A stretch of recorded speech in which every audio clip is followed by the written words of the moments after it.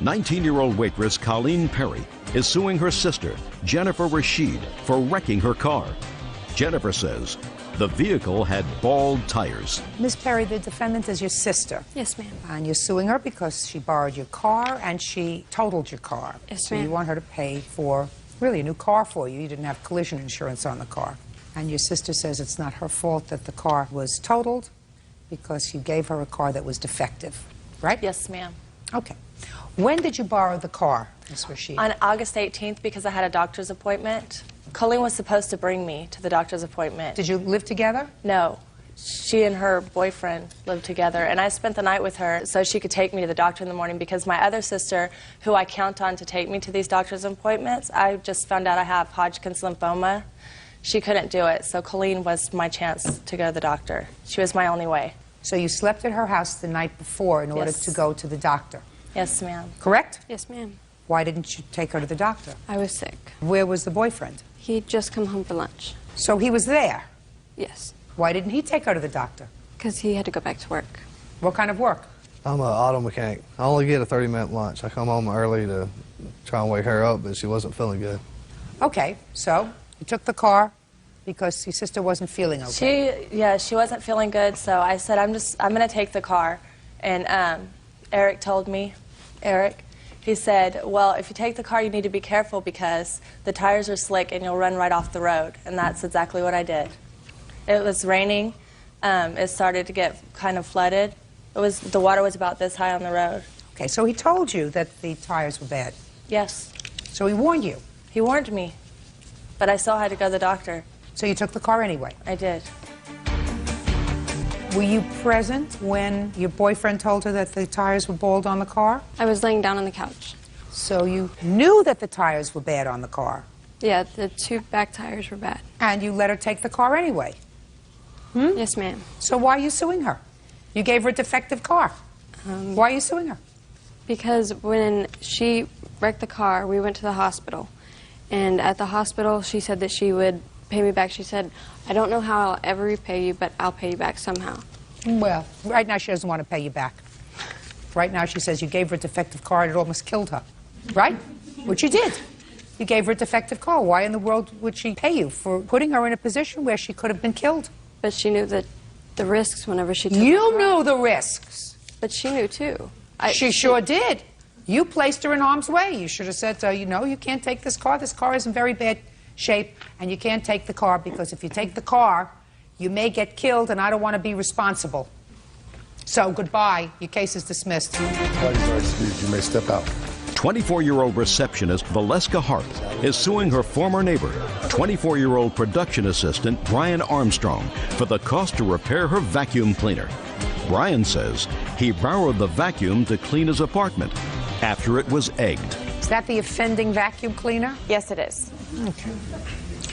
Mr. Armstrong, you are Miss Harp's neighbor, or were Miss Harp's neighbor.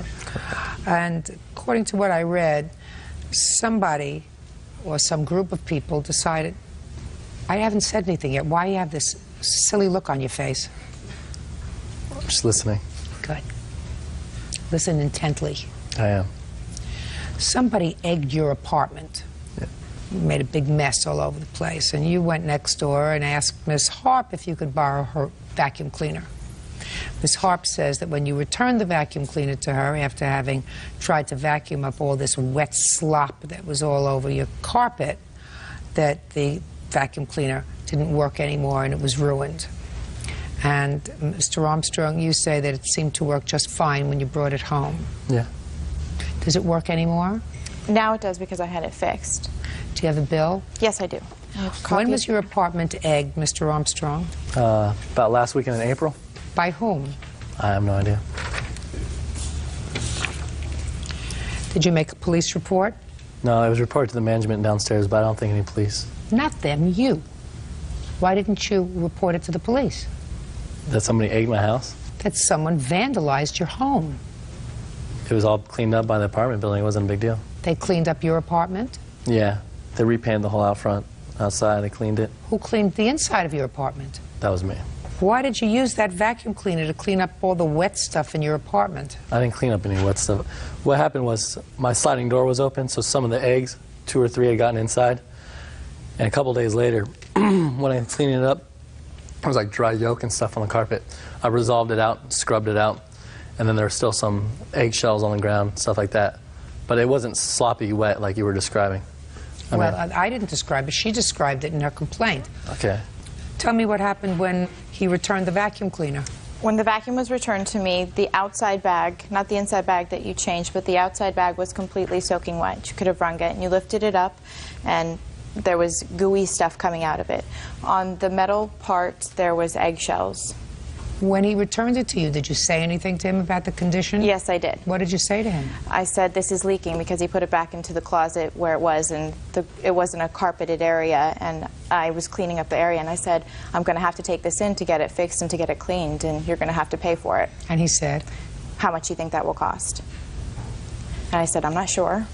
And it's impossible for her to say that there was leaking stuff coming out of the bottom because I didn't vacuum up any. Did you use the words to her, Mr. Armstrong, how much do you think that will cost? Almost not an answer. Judge Judy continues in a moment. Why don't you have a vacuum of your own? I don't know. You have an apartment that has carpeting? I do. So how do you clean the carpeting? With the tweezers? Sometimes. I don't find you adorable. How do you clean your carpeting? I don't. How long have you lived there? Maybe 6 months now. And you don't clean the carpeting? I did when she lived there. When who lived there? Val lived across the way. So you borrowed her vacuum cleaner frequently? Maybe once previous to the incident. So in the 6 months that you lived there, you vacuumed your carpet twice? Is that right? Maybe 3 times, yeah. Whose vacuum did you borrow the third time? You're making it up as you're going along, sir. I mean, I don't know how many times I vacuumed my carpet, to be honest with you. How many times had he borrowed your vacuum? I don't have once prior to the incident. How many times a day do you shower? Once. Laundry? Every month, maybe. Yeah, do you turn your underwear? Sometimes. Judgment for the plaintiff in the amount of $200.29. Thank you. Parties are excused. You may step out. Judge Judy continues in a moment. Maker Morning Bear Estrada is suing her daughter, 19-year-old waitress Deanna Estrada, for the cost of internet classes, allowing her to graduate high school, and for the cost of her prom dress. Deanna says it's not her responsibility to pay for school expenses. Mrs. Estrada, this is your daughter, and you're suing her because you say that she owes you for some classes that she had to take over the internet in order to graduate from high school. Yes, ma'am. And she owes you for money that you laid out for her prom dress and for her yearbook and for the shoes for graduation and expenses for graduation, which she should pay you for. And that she showed her appreciation by taking off and leaving in the middle of the night to go live with her boyfriend a few months ago. Correct. And she's totally ungrateful. And your daughter says that you're her mom and you're supposed to take care of these things for her. Correct. Right? Correct. Okay. Did you tell your mom you would pay her back for laying out the money for these classes? No, there was no agreement for I didn't both ask parts. you that. Just no. I asked you whether you told your mom you would pay her back. No. When did she tell you she would pay you back? Basically from day one, Your Honor. Well, explain that to me. Basically, Deanna was going to flunk. And her counselor said that in order for Deanna to graduate from high school, she needed basically these classes. She needed night school, regular class, plus the internet courses. Each class cost an arm and a leg. My daughter over here decides the curfew is 10 o'clock, you get off the phone. She's on the phone with I'm not boyfriend. talking about curfew. That's not what I'm here about. Listen to me. I'm not a therapist. I'm sorry. I don't want to be a therapist. You're here to try to demonstrate to me that you had an agreement with your daughter first to pay for those classes, because I tell you quite frankly, Miss Estrada, I'm shocked that you are pursuing money from her for these classes that enabled her to graduate from high school. But that's what parents do. Exactly. They make sure that their children graduate from high school in order to give them a start. And if they haven't done the right thing, or if they've stayed on the phone, or if they've come home late after curfew, kids do that. It's not terrific, but kids do that. But their parents still don't pursue them in court for education, especially Yes, high school ma'am. education. I understand that.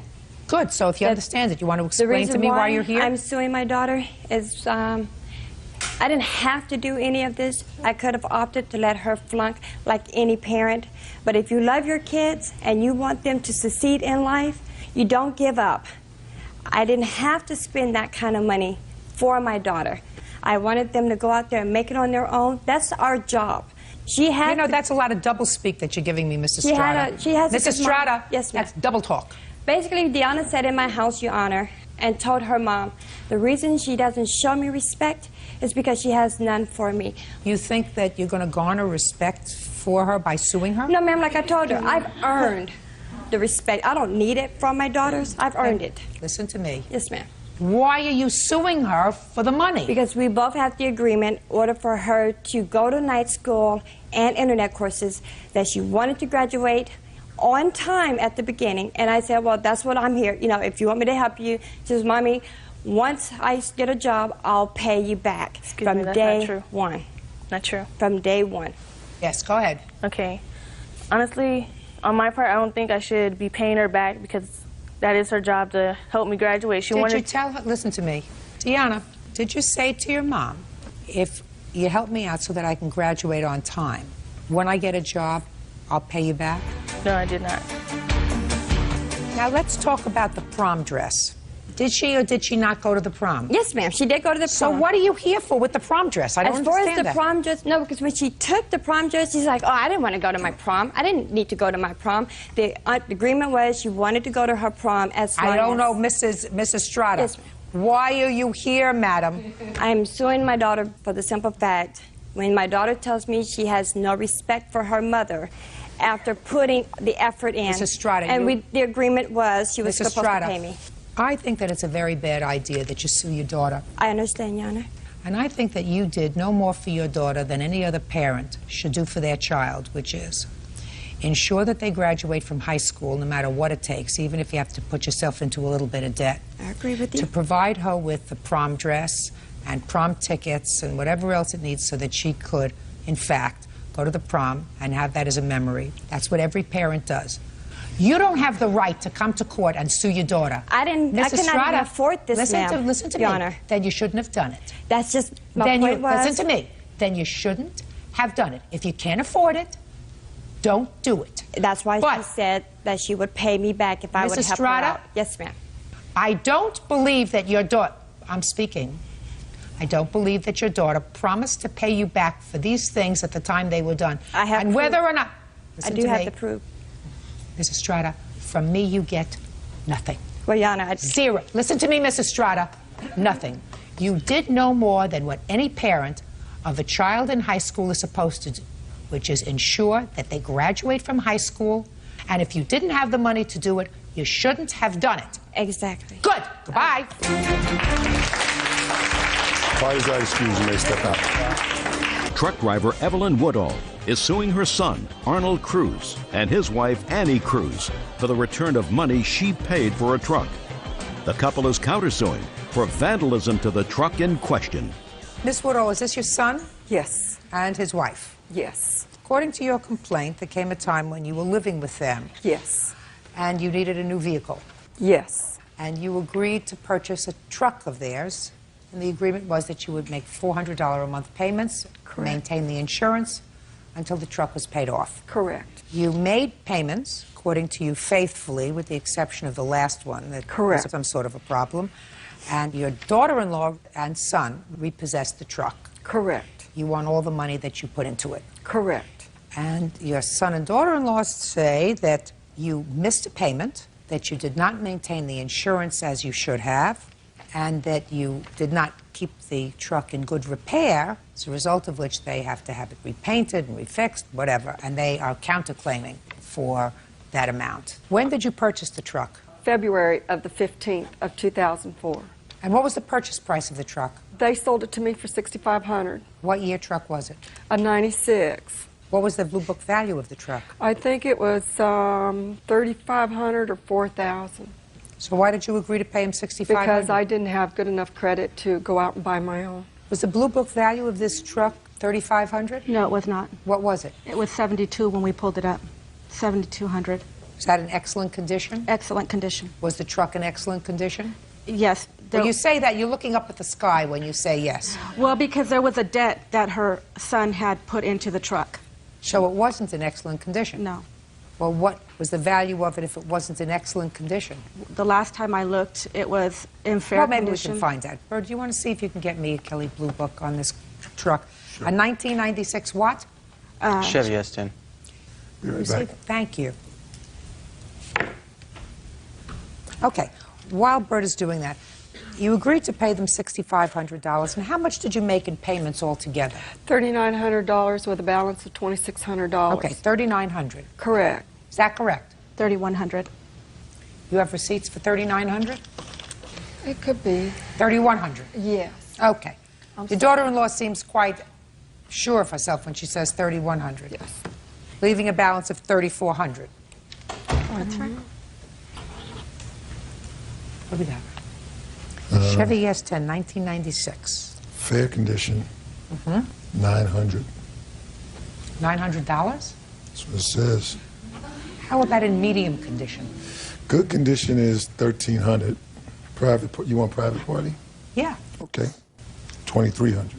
Would you show them, Bert, so that they don't think that you're fooling them? So no one took a four-cylinder? Yeah, but extended cab's down here. It has to be extended cab. You didn't tell me it had an extended cab. It's Come an on, work extended with me cab. here. All right. Okay, so here's the extended cab down here. Okay. All right.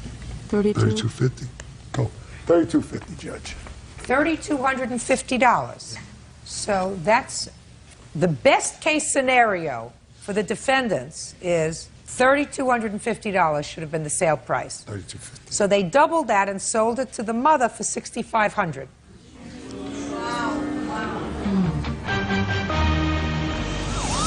Real cases, real people.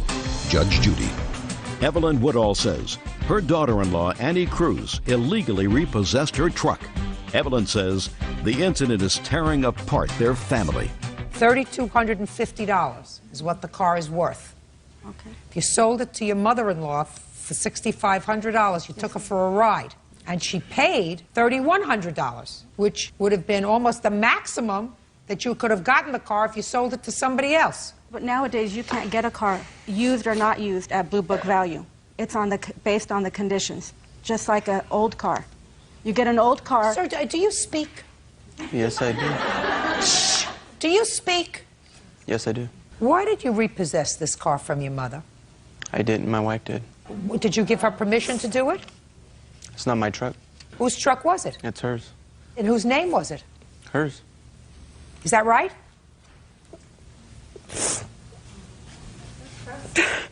It was in your wife's name because she purchased it? Yes. Before you were married? No. After we were married. Then why is it her truck? Because it was her cash. Her hard-worked money paid for that truck. Didn't you have a discussion with your wife about going to your mother's and repossessing this truck? First of all, I told her not to sell it to my mother. I didn't want, you know, how family things are. Smart. Really smart.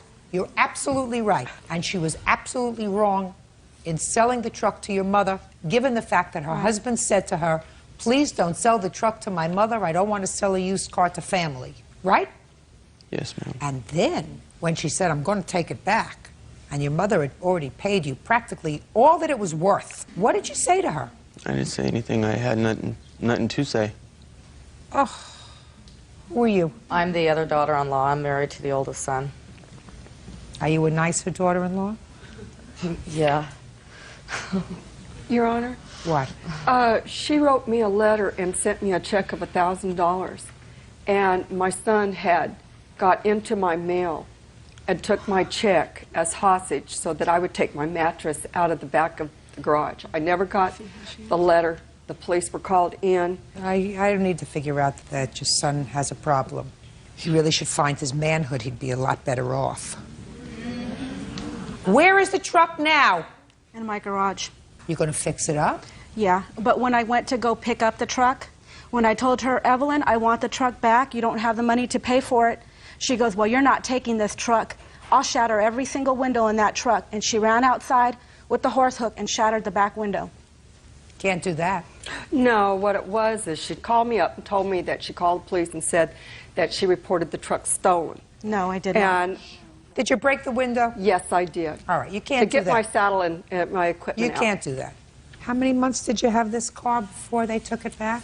Well, he drove it from February to, I think it was May, when he got his Dodge Hemi. Is that right? You know what? I'm not I don't know. What do you mean you don't know? You mean you don't know whether you drove the truck from February, March, April, and May? You did. Yes. You don't know whether you drove it? I think I did. I don't know. I don't recall. Did you take stupid pills today or what? We're not talking about 5 years ago, sir. We're talking about a few months ago. Did you drive the truck that your mother was paying for 3 months? Yes. That's an answer. They repossessed the car because you missed, according to you, one payment. Yes. There's my receipt. Right? You had no right to break the back window. How much did it cost to fix it? $200. Show me. Sorry, Your Honor, it was $157.75. $1,900 minus 157. Your Honor, the actual paint job that she did to the truck was also in very poor condition. I don't care. I have pictures to show. I don't care. The damages that she did. I don't care. As I said to you, you know, if I could say that you were guilty of overreaching and selling your mother-in-law a truck for twice as much as it's worth, I would find that. But she made the deal. She's a grown woman. She paid you $3,100 for the truck. I am attributing to her $200 a month for the 6 months that she actually had the truck, because that's what it would be even if you had a rental, which leaves $1,900. And from that, I'm deducting $157 because you can't go and break the car window just because you were in a snit. That leaves $1,743. That's what you're going to get. Okay. You get nothing. Okay, can I? Goodbye. All right, is our excuse. You may step out. 25-year-old administrative assistant Frank Gillitzer is suing his ex-fiancée, ballroom dance instructor Mally Morris, for the return of the engagement ring. Mally claims Frank told her she could keep it. Mr. Gillitzer, how long were you and Miss Morris engaged? Exactly 1 year to the date. And when did you become engaged? October 18th, 2002. And when did the engagement terminate? October 18th, 2003. And you are seeking in this lawsuit the return of the engagement ring? Correct. When did you ask for the ring back? I believe the correct date on that is the end of January. Once we terminated the relationship October 18th, and then at the end of January, that's when I asked for the ring back, because we started talking again and trying to reestablish the relationship at the end of November. And I moved back to Milwaukee on January 4th of 2004, and at the end of the month, I found out that it just is not going to work. At that point, I started asking for the ring back. Real cases, real people. Judge Judy.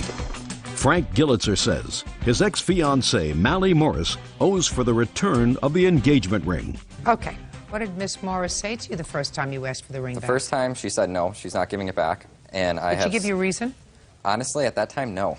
I have emails stating that she's just not returning anything of the ring or...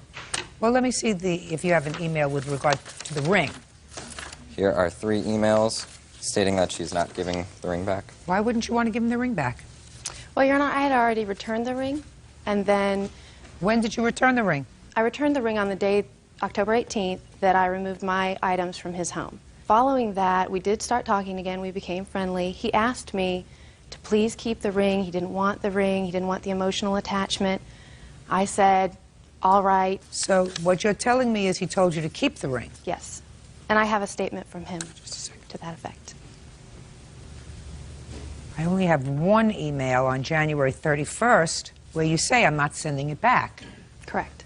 I didn't have the ring. At the time that he emailed me, he had become more and more erratic as we had progressed in our relationship, and we'd been in counseling, and he had been on some drugs to help him deal with it.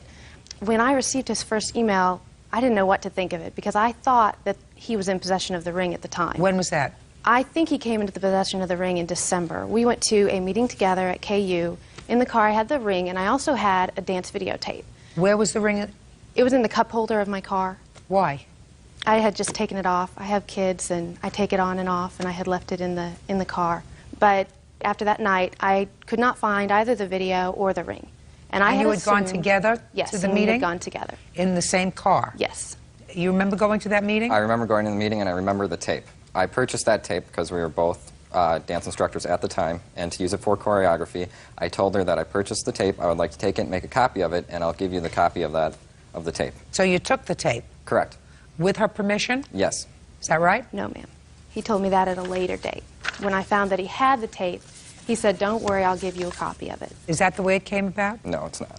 We discussed it earlier, prior to that, back at the end of November. Well, from November to the time you took the tape in December, did you discuss it with her? Yes, we have. That night, did you discuss it with her? No.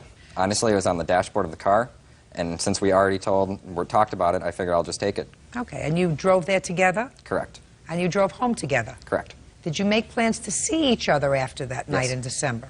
Yes. When? The next day, I assume. Did you see each other the next day? I do not believe that we made plans to see each other. I don't think that I saw him after that event, before he left for Wisconsin. I did speak with him on the phone. Do you remember when? I don't. We spoke off and on throughout December and January. Do you remember when the first time that you raised the issue of the tape? It was early in January. KU has a activities fair. Okay, so that was in early January. You asked him about the tape? Yes. And what did he say? He said, well, yes, I have the tape, but don't worry, I'll get you a copy. Fine. When did you ask him about the ring? I'd never asked him about the ring. Well, it would seem to me that you'd want to know whether or not the ring that you left in the cup holder was also taken at the same time as the tape, since you were talking in January. Well, Mr. Gillitzer was very confrontational throughout our relationship, and we had a really hard time at the end. But you were still talking to each other, according to you. I was trying to remain friendly. All right. All right, let me see the bill for the engagement ring, please.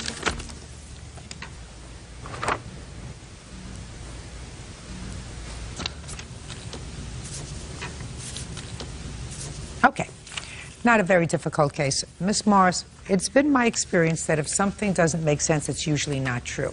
I'm a tad older than you are. I have never taken off one of my rings and left it in the cup holder in a car. Never. That doesn't mean that it's impossible that you took off the ring and left it in the cup holder of a car. That just means it's not within my realm of experience, and I'm a pretty normal gal. It also doesn't make sense that you would ask him within days about the tape, but not ask him whether or not, in addition to taking the tape, he happened to take the engagement ring that was in the cup holder of the car. That doesn't make sense to me. And you have an obligation, once the engagement is over, to return the ring to him. You don't have it to return to him. Judgment for the plaintiff in the amount of $1,853. That's all. Parties are excused. You may step out. Housekeeper Dorothy Graham is suing her daughter, 24-year-old homemaker Tina Goins, for the unpaid balance on a computer. Tina claims the computer was a Christmas gift. Miss Graham, this young lady is your daughter. Yes, ma'am. And it is your claim that you made a loan to your daughter to enable her to buy a computer. Yes, ma'am. The agreement was that she would pay off the computer. It is your claim that she made some payments on the computer and then stopped, and you want her to pay the balance. Yes, ma'am. Your daughter says that the computer was a gift, that she did make some payments on the computer, but that was really done just to help you out when you were having some financial difficulty. No, ma'am, that's not true. How old are you? 24. Are you divorced?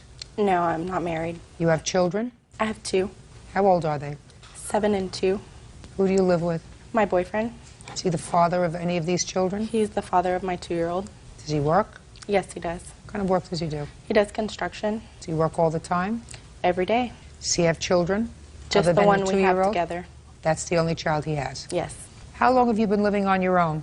Since I was 15. How come? Because I moved out with my first son's father. And you moved again? Yes.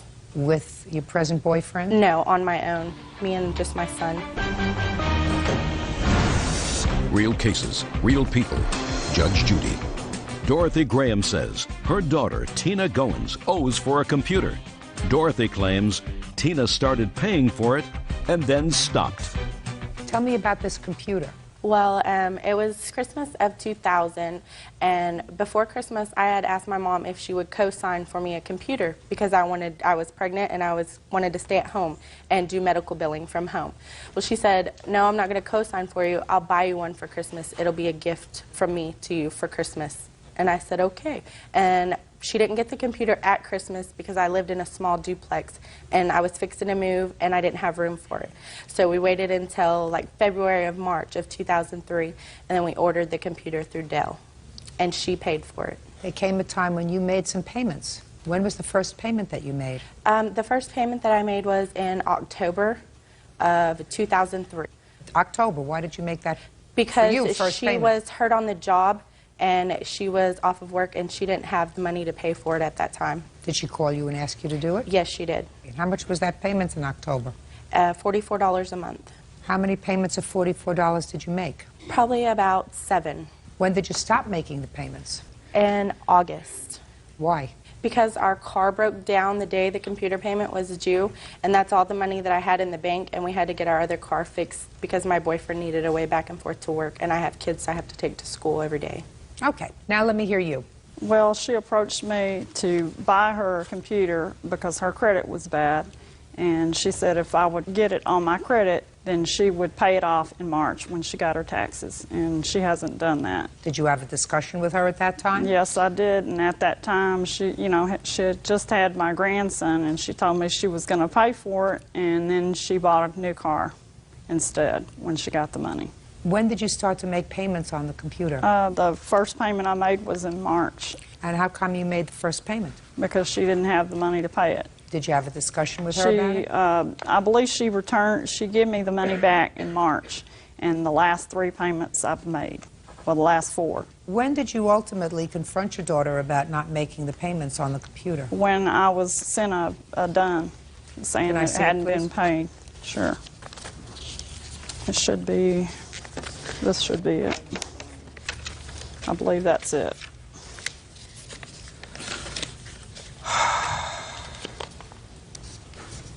Well, this indicates in August that $128 was due, so that they were substantially behind. Did you know that they were substantially behind? No, I didn't. Okay. I assume that you had a discussion with your daughter when you received this. Yes. When was that? That was the next day after I paid it. And what did you tell her? I told her if I was going to make the payments on it, then I want the computer. And I took a police officer out there and tried to get it, and she refused to give it to me. Why did you take a police officer out to your daughter's house? Because I know how she is. She would have fought with me. She'd have called the police on me, and I didn't want that. So what happened when you got out there with the police? He went up to the door and talked to her, and she refused to give it to me, told him that they were having hard times, and she planned on catching up the payments. And he told me I couldn't do anything about it unless I filed. Ms. Goins, did you tell the police officer that you were having hard financial times? I told him that... Just answer my question. Did you tell the police officer that you were having hard financial times? No, ma'am, I did not. What did you tell the police officer? I told him that our car had broke down, and that's all the money that I had was enough to get our car fixed. That's pretty much saying that you had some financial difficulty, right? What?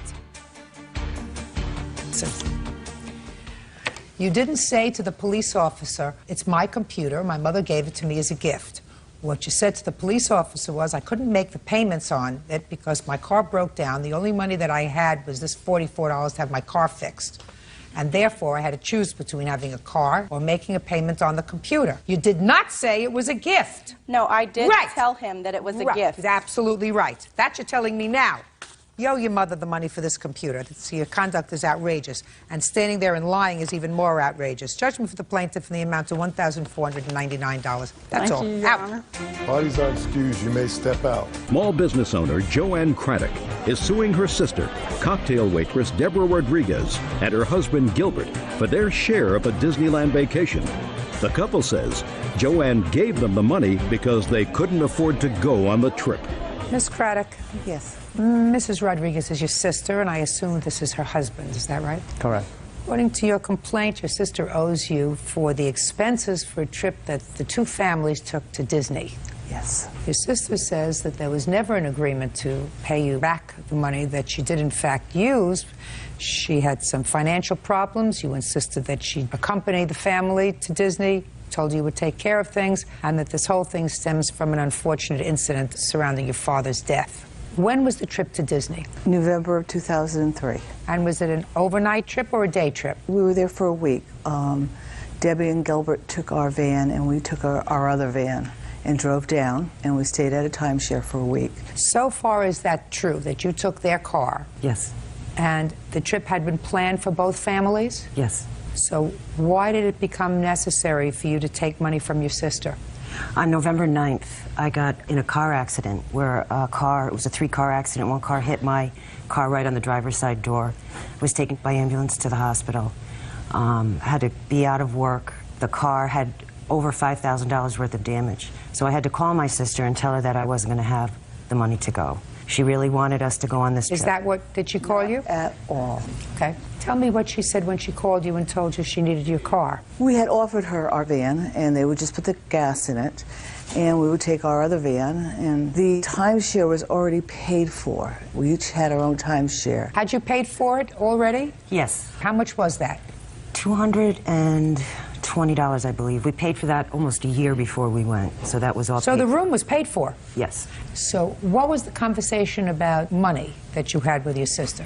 They told us that they were low on money, they didn't have any more money, and we said that we would put things on our charge for you, but don't let me have to take you to Judge Judy. Honest to God. And here we are. Judge Judy continues in a moment. Things went very badly. She was behaving badly. She was making everybody very uncomfortable, and I had to kick her out of the house. Real cases, real people. Judge Judy. Joanne Craddock says her sister and brother-in-law owe for a trip to Disneyland. Deborah and Gilbert Rodriguez claim the money was a gift until a family argument changed everything. So she started to put monies on the credit card for your family. What makes you think that she wasn't expecting to be repaid when you could afford to repay her? I couldn't afford to repay her, and she knew that. I said, what makes you think, considering you are not families who have lots of spare cash, car hit you, I assume that you're suing the driver of that car? Yes. So eventually, are you going to either settle that lawsuit or come into some money? Why would you think that your sister, who doesn't have a lot of money, would not expect to be repaid? Because I called her before we took the trip, after my car accident. I'm a cocktail waitress. I live on my tips. Yes. I knew I would not have enough money to do this trip. And she said to you, what? She said, I want you to go on this trip, and I'll help you out. So my question to you is, I'm going to come back to my question. She helped you out. She gave you a car to go down in. Why would you think that you should not send your sister $50 a month and say, listen, thanks for helping me out, my family, we all had a great time on the trip, and if it wasn't for you, we really couldn't have gone. I'm going to send you $50 a month till it's paid off. It was never alone, and the only time it became an issue, she filed for this suit the day after my father died. And the reason she did that was because she was making everybody very uncomfortable. She hadn't spoken to my father in 15 years. She wouldn't have been at my father's house if it hadn't been for me. I pushed for that because I thought it was only fair that she see her father before he died. And things went very badly. She was behaving badly, and I had to kick her out of the house. My aunts came from Rochester, New York, an 8-hour trip. She wasn't allowing them to spend any time with their brother. The situation became out of hand, and I had to throw her out of the house. That is when she said, you're going to make my life miserable, I'll make your life miserable for the rest of your life. And the next day, my father died on the 11th. On the 12th, she filed this suit. It had never been an issue until that day. Everything she just said was a complete lie. Was there an incident that happened prior to your father's My death? father's wife did not want me around for 15 years. I only lived a quarter of a mile from my father. Okay, so it was my father that died also. Except my sister and I are adopted, and we have never gotten along, okay? We were trying, once again, to have a family. My sister did work very hard so that I could see my father. And I did spend 36 hours up with him because I had not seen him in 15 years, other than twice in the mall. And it wasn't my doing, it was his wife's doing, you know. She's his wife. Whatever. So, yeah. So everybody was in the kitchen. I was staying with my father, not doing anything. And my sister said, we need to talk. And I, you know, can we do this later? You know, he's got hours here. And I wanted to be with him as much as I could. And all of a sudden she's telling me how she's going to call the police. And I never went to my father's wake or his burial because she told me I'm the one that was making everybody uncomfortable. Stayed away. That's unfortunate. But now that my father's dead, he was the pole for us to get together or do anything. And, you know, probably after today, I'll never see my sister because we aren't close. Well, that's unfortunate. It is unfortunate. It's very unfortunate. That's unfortunate. But that's not the issue. The issue is there an expectation, an understanding that that money is going to be repaid at a time when you get back to work and your financial situation is improved? I have to determine whether that was your understanding with her. Okay, can I say something, Your Honor? You can say something quickly. There was no understanding on that matter. Would it have been nice to have paid that? Yeah, I think basically, but after this was filed, this frivolous lawsuit, no, I think we don't owe that. We never agreed to that. Well, let me ask you, if it was nice before, would have been nice for you to pay them back, right? Perhaps. Mr. Rodriguez, you know, life is about being a moral person. I agree, Your Honor. You're mouthing the words. You're mouthing the words, but you're not doing what you're supposed to be doing. If you're a moral person, and if you are unemployed, and you have 2 children, are these your 2 children? No, but I would consider my 2 children. He's their stepfather. Do you have children? Yes, I do. I have one Where are child. they? Texas. How old? He's 22. When was the last time you saw him? Almost not an about 2 answer. years. 2 years ago? About 2 years ago. I mean, don't you wake up some mornings and say, oh, I have a child that I haven't seen in 2 years? Yeah, I do. Judge Judy continues in a moment. Mr. Rodriguez, listen to me very carefully, sir. Sometimes you're better off not speaking. Do you understand? True. Especially when it's not your family. I understand, Your Honor. Good. But it just boils my blood that she's going to stand here and just makes silly accusations. Mr. Rodriguez, she's not making any silly accusations. I think so. She's saying that her sister and her husband, 2 able-bodied people, had to borrow money from her. Stop shaking it. Had to borrow money. You use the word borrow. Had to take money from her in order to go on a vacation that had been planned for a year because you, sir, didn't have a job. Right. And as far as I'm concerned, you can always get a job. It's not necessarily the job that you like. When I used to sit in the family court, you know what I would do? On my way into work, I would pass all the places where there were signs that said help wanted. Car washes, grocery stores, fast food restaurants, and I would have a list of those places and their addresses. And whenever a father came to court and said, I don't have a job, I can't pay child support, I would say, I have a list here for you. Because when you make a family, you have to work. You don't rely on somebody else to take care of your business. That's why you're supposed to sometimes, Mr. Rodriguez, keep your mouth shut. Got it? Good. Judgment for the plaintiff in the amount of $380, that's all. Parties are excused. You may step out. Plaintiff Donna Gifford is suing her ex-boyfriend, construction worker Fred Swisher, for illegally evicting her from their home. Fred says Donna is vindictive and out of control. Ms. Gifford, you and the defendant lived together as boyfriend and girlfriend from when to when? From October of 2003 till June of 2004. And you moved into his apartment? His house, yes. Into his house? Yes. Did you pay him any rent? Yes, I did. When? June of 2004. So from October of 2003 until June of 2004, you paid him no rent? No. Now, this lawsuit is about the fact that you claim that sometime in June of 2004, you gave him a check for $500. And within 2 days of that, he locked you out of the house. Correct. So you want not only your $500 back, but you want 10 times those damages because you claim he illegally evicted you Absolutely. from the house. Why did you put her out of the house? This all happened on the 17th, which was Thursday. On the 12th, it was a Saturday.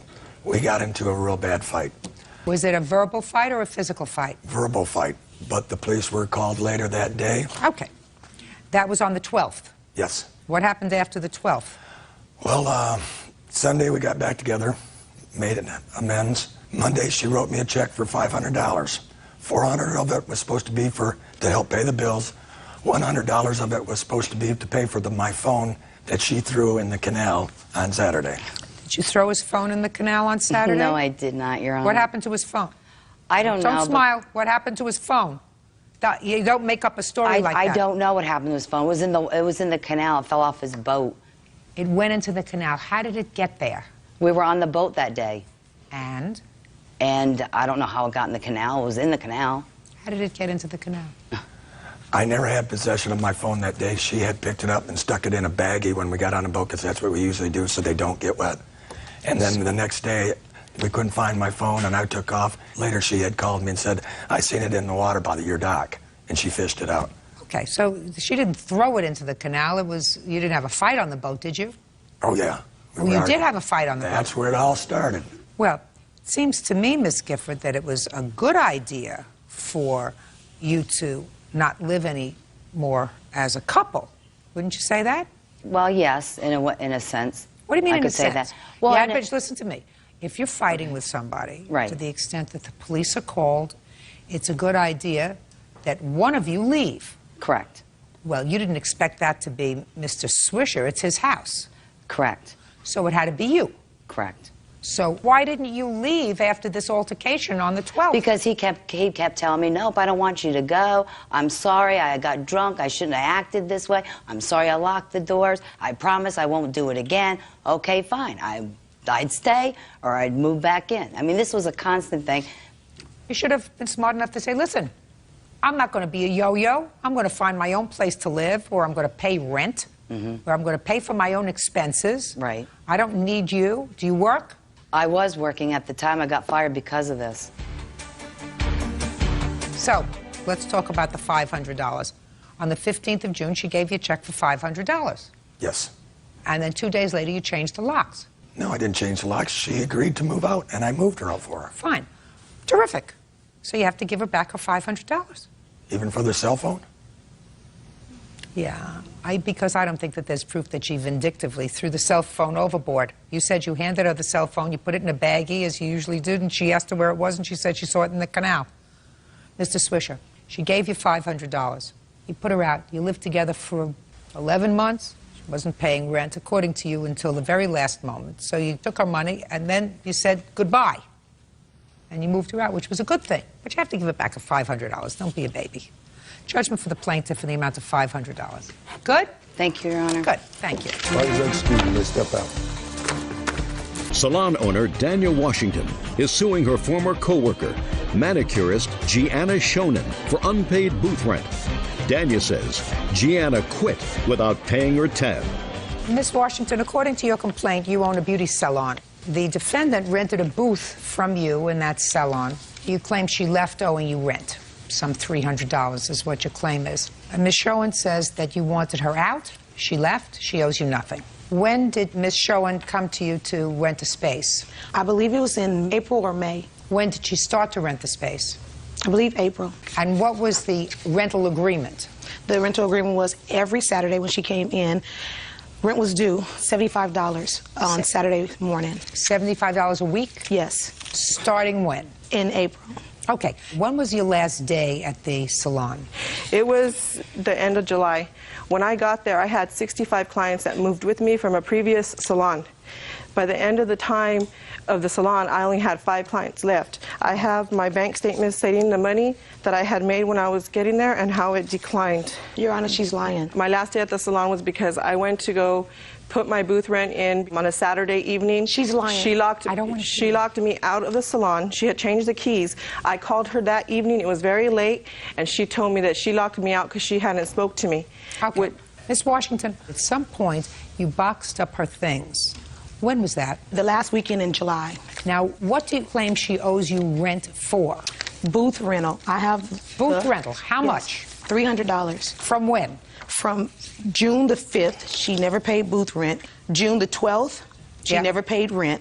Okay. June the 19th, I went out of town. She told me that morning, I'm going to come in and pay the manager. Don't worry about it. Keep going. June the 26th, she never paid rent again. She would show up and do clients, and we allowed her to do clients because she was thinking that we gave her a 5-day notice. I was on commission during... Shh. She was not on commission at that time. She's lying. I don't know what commission is as opposed to booth rent. Booth rent is you pay a flat fee every week. Commission is you pay out of everything you make. So between the 5th of June and the 26th of June, how much money did you give her? Your Honor, I was on commission during that time. When she took me off of commission, I didn't take her off of me commission. off of commission. She told me she could not afford to have me on commission in her salon. In June, I was paying her cash. I was paying her cash. Show me receipts. She never wrote me receipts. Everyone in the salon has a receipt book, and they come to us and put the receipt in. So really, has she you're ever given me a self-employed. You're receipt? self-employed. Why would I Listen give to you a me. receipt? If you're going to speak to Miss Washington, you want me to throw you out? No, I'm sorry. You want me to throw you out? No, I do not. Do you have receipts from June 5th to June 26th? The last, when I stopped writing checks, that's the last receipts that I have. Why did you stop writing checks? The copies of my bank You're going to be gone. statements. This is your last chance. Last chance. And you know, when I say last chance, it is your last chance. You got it? Yes. I'm serious with you. We don't talk out. This is a court. This is not a tea dance. Yes, Your Honor. You said that before. I had went on commission. That's why when she Just a second, Ms. Schoen. In May, were you on commission or booth rent? In May, I was on booth rent. And at the end of April, were you on booth rent? In April, I was on booth rent. So what you're telling me is Miss Washington, who was in business to make money, said to you, well, you can't pay me booth rent, which is what I want, which is $75, but I'm going to allow you, because your clientele is not so good, I'm going to allow you to go on commission, which means I'm going to make less money for the entire month of June. She's going to make less money. Is that right? Is that what you want me to believe?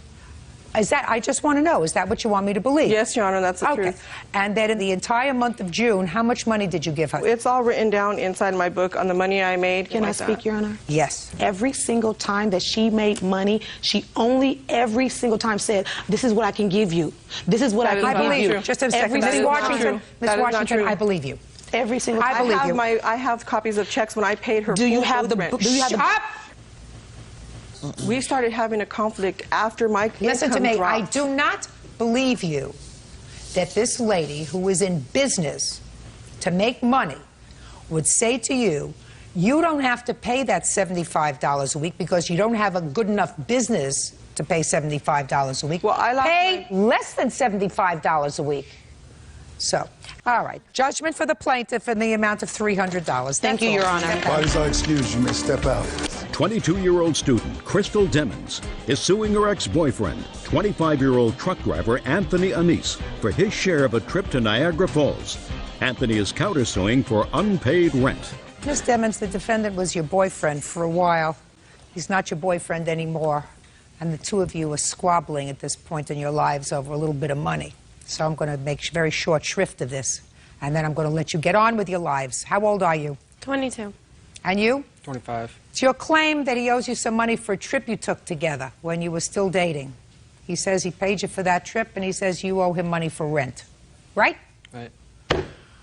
How long ago were you dating? We dated from February to July. And when was this trip that you took? We took it in the beginning of April. Where? To Batavia, New York to see some of his friends. And what was your arrangement? The agreement was that we would put the charges on my credit card and he would pay me back the money for the charges. And his friends, because he knew them and everything, also gave us the hotel for half price. Were you living together in April? No, we were not. Is that right, sir?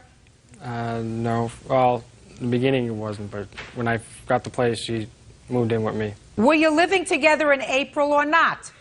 No. I'm going to keep this simple. So you weren't living together, and you wanted to go away for a weekend. Yeah. You didn't have money? No, we both wanted to go away, not just me. And it wasn't just to go see my friends. It was to go to Niagara Falls. Did you go to the falls? Yeah. Had you ever seen them before? No. And you? I had seen them before. You wanted to see them together? Yes. How much did it cost you? A total of $220.85. How much did you give her? I gave her $150 in the end of June in cash. Did he give you money? I never received cash from him. When I sold a truck, I gave her cash. That was not for the trip. Just a second. So you did receive cash from him? Yes, at but the end of June? It was not for the trip. What was it for? I had I got conjunctivitis. I work with kids, and I missed a month of work, and I was falling behind in my bills, and I was going to ask my father for help. Tony offered to give me a little bit of money towards some of my bills that are my regular bills. It had nothing to do with this trip. And he gave me that amount, and I went and I had asked my father for the remaining amount to pay my bills. All right, so he gave you $150? Yes. Get over it. Now, you want me to deal with you and the rent you say she owes you? I'm listening. Well, when she moved in, when I got a place, When did she move in? Beginning of, well, in the middle of May. She stayed with me until July 4th, and I kicked her out. What happened July 4th? I had a problem with her, so I kicked her out. What kind of problem did you have? A friend of mine caught her in someone's vehicle. Okay, so when she told me she was with somebody you thought else. she was with somebody else. She was with somebody else when she was supposed to be at her father's. And what arrangement did you have in May when she moved in, sir? You know, I really didn't have an arrangement with her. I'm only kind of suing because she's suing me. So you really don't have a claim against her? Not really, no. Perfect, I love it.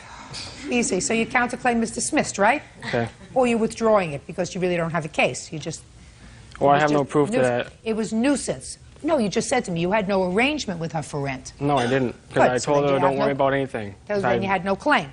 And I find that you did give her $150 because now she acknowledges that, which is enough to cover your share of the expenses for the trip to Niagara Falls. So your claim is dismissed. Goodbye, have a happy life, get over it, don't bother me. Internet jeweler Scott Siska is suing the mother of his child, 21-year-old restaurant worker Julie Grabarkowitz, for false accusations of assault, the return of his belongings, and for biting him on the arm. And that's just case number 271 on the calendar, the matter of Siska versus Grabarkowitz. Fine, Judge. Parties have been sworn in, Your Honor. You may be seated. Mr. Siska, the defendant is your former girlfriend. Correct. And you also have a child together. Correct. Boy or a girl? Boy. How old? Just turned a year, September 5th. Am I correct that you have custody of this child? That's correct. And that the defendant was recently awarded visitation of the supervised nature with the child. Is that right? Actually, the supervised visitation was recently put into effect. I had my son every other day as of June 1st, 2004. But now you have supervised visitation. And you exercise that visitation? Yes. Okay. I'm going to give you a couple of minutes to tell me what you're suing the defendant for, and then I'm going to try to figure out why you're suing her at all. Okay. In May, I moved... May of what year? I'm sorry. 2003. Well, okay, so well over a year ago. Yes. I moved out of my apartment and was staying with Julie. It lasted maybe about a week and a half. We had an argument, and I left her apartment. About 3 days later, she called me up and told me that how she had filed a police report on me. And what actually took place that night was I allowed my dog to jump up on the bed with me to go to sleep. She got angry. What kind of dog did you have? Siberian Husky. A very large dog? Yes. Why? She's my baby. Julie got very upset at it, jumped up and grabbed a hold of my dog, and I reached up and grabbed a hold of her arm. She went down and filed a police report the next day. About 2 months later, I get a letter in the mail asking me to be arraigned in court. Okay, so that's the false charge that you're filing. Correct. Against her. Now, when was your son born? September 5th of 2003. Were you with her when your son was born? No. I wasn't even called to the hospital. Had you lived together between May of 2003 and September 2003? No. Did you see her? Yes. Did you spend the night together? On a few occasions, yes. I'm going to get her version of it, and then I'm going to rule on that part of your lawsuit, okay? Okay. You want to tell me what happened when the dog was called up on the bed to share the bed with you? Okay, a Siberian Husky sheds horribly. I hated his dog, I still do. I reached for her collar to pull her off of the bed. I have a copy of the police report. He did not grab my arm. He grabbed my hair and he twisted me around and started choking me. Threw me to the ground, at which point I tried to get away. I was yelling for my mom, who was sleeping out in the living room. Finally, I was able to get away from him. He proceeded to follow me into the living room, threatened my mom, threatened to have his mom fight my mom. Okay. And then at which point we finally convinced him that we were either going to call the cops or get out.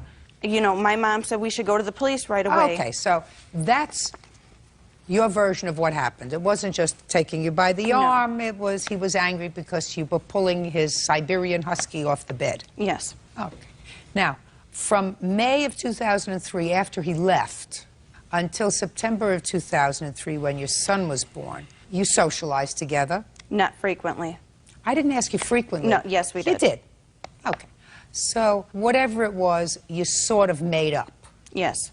That's why you have no lawsuits, sir. Do you understand? Mm-hmm. There's such a thing in the law that we call condonation, which means even if she did file a police report because of, you say you grabbed her by the arm, she says it was a little more than that. After that happened, if you sleep together, which you say you did, right? Correct. You sort of condoned that conduct. She condoned your grabbing her by the arm, pulling her hair, twisting. She condoned it by sleeping with you. You got that? And if your version is correct, you condoned her filing this police report. Do you understand? Yes. So it was an expensive social event for you. I don't know how else to put that for daytime. That sounded good to me. Let's get to the next order of business. Okay. Go. Well, about a month and a half ago, we went to the state fair in Michigan, and we got into another argument. It had to do with our son. She got upset at our son. This is why I went in for supervised. We were out in the parking lot, and I reached to grab for my son. She was holding him. She reached up and grabbed my arm. You said you reached to grab your son. Why did you do that? Because we were trying to get him in the car and all that and do the, I says, here, let me see him, like that, and just went, reached up to grab him. She grabbed a hold of my arm and bit it. Did you do that? No, Your Honor. What did you do? No, I'm sorry. I did bite his arm. You see? I'm You sorry. see? Yes, I should have said that. Okay. Tell me why you bit his arm. Okay, yes, I had gotten upset at my son. Why? He wasn't, he's almost a year old. He was just, I was very tired. He was very tired. He was crying, and it just got to the point, I was like, all right, I put him in a stroller. Scott had him. I was walking ahead of him, trying to cool down. I have a temper. Towards the front of the park, when we were getting near the cars, I picked him up more or less to apologize to him, let him know, hey, Mommy was sorry. Well, what had you done to him that you were apologizing to him for? Nothing. I'd gotten upset. Well, when you got upset... I hadn't done anything physically to my son. Had you yelled at him? No. Well, then what were you... Listen, what were you apologizing for? Were you speaking to him harshly because he wasn't behaving? I he was probably crying? was. So then you picked him up to tell him that you were sorry for screaming at him because he was probably still crying. No, actually, at that point, he wasn't. He's very temperamental. He can cry at the drop of a hat. But anyways, Scott had no reason to grab Darian to put him into the car because it was my car. I had the keys. So you were fighting over him? More or less, yes. He grabbed me. Yes, and so you bit his arm?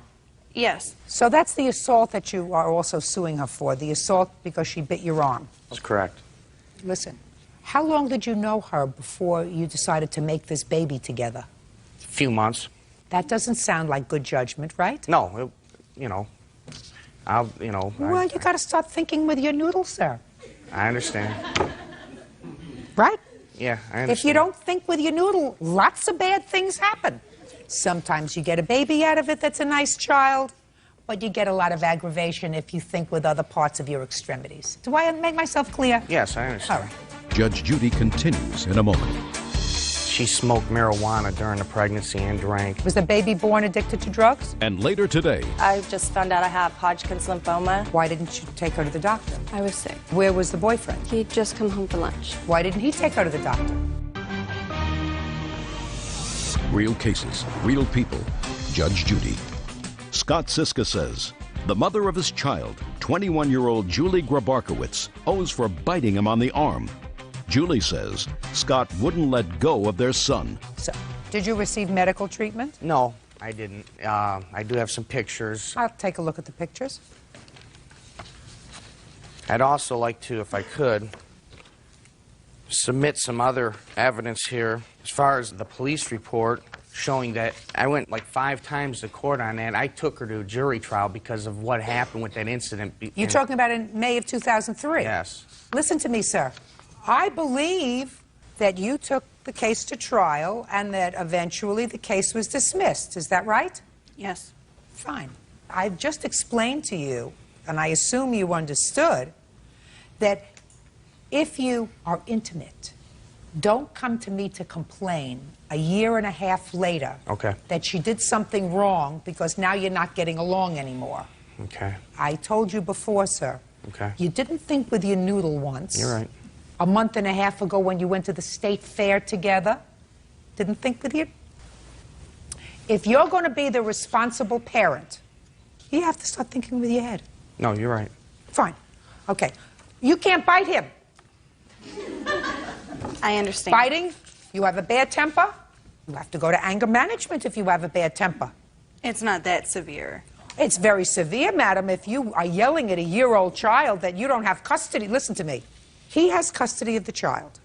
He says, let's go to the state fair together as a family. A little bit of a mistake, but maybe, you know, under ordinary circumstances, if you're dealing with two rational people, that's a nice thing to do. You can't lose your temper because you're tired. You can't lose your temper. And if you do lose your temper, it suggests to me that either there is something clouding your judgment or you need some professional counseling. You have a baby that's a year old, and I assume that you want to be part of this child's life. This is your only child? Yes. The child is with his father? Yes. Who clearly still has a little bit of a soft spot for you because as of a month and a half ago, he was still extending an olive branch to go out and spend the day together, right? Yes, I'm trying to... Trying to work it through. Well, So for if our he's- son's sake, you So know. if he's trying to work it through, I suggest you get a little bit of help. I don't want to work it through with him. Not work it through with him. I'm not talking about working it through with him. I'm talking about working through your temper. Yes, I understand. And your that. other problems that you may have. Meanwhile, sir, how badly were you bitten? Well, I mean, bad enough that, I mean, you could see the marks in my arm. I mean, it was like bruised and, you know, for a couple weeks. Okay. And how much do you think she should compensate you for biting you on the arm? Well, I think I put in there for like $600. It's all the aggravation that I deal with her on a daily basis. This is not going to stop the aggravation. No, I understand. This is not going to stop the only thing that's going to stop the aggravation is if she gets some help. Right, but she won't do that. That's a big mistake. How old are you? 21. You have a drug problem? No. Did you? Yes, I used to. What kind of drugs? I used to do anything and everything. When did you stop? Over 3 years ago, anything and everything, and over almost a year ago for marijuana. In the past 6 months, have you used any drugs? No, I have not used anything, and I have proof to testify to that. Was the issue of your drug use raised at the visitation hearing? Yes, that is why I had a...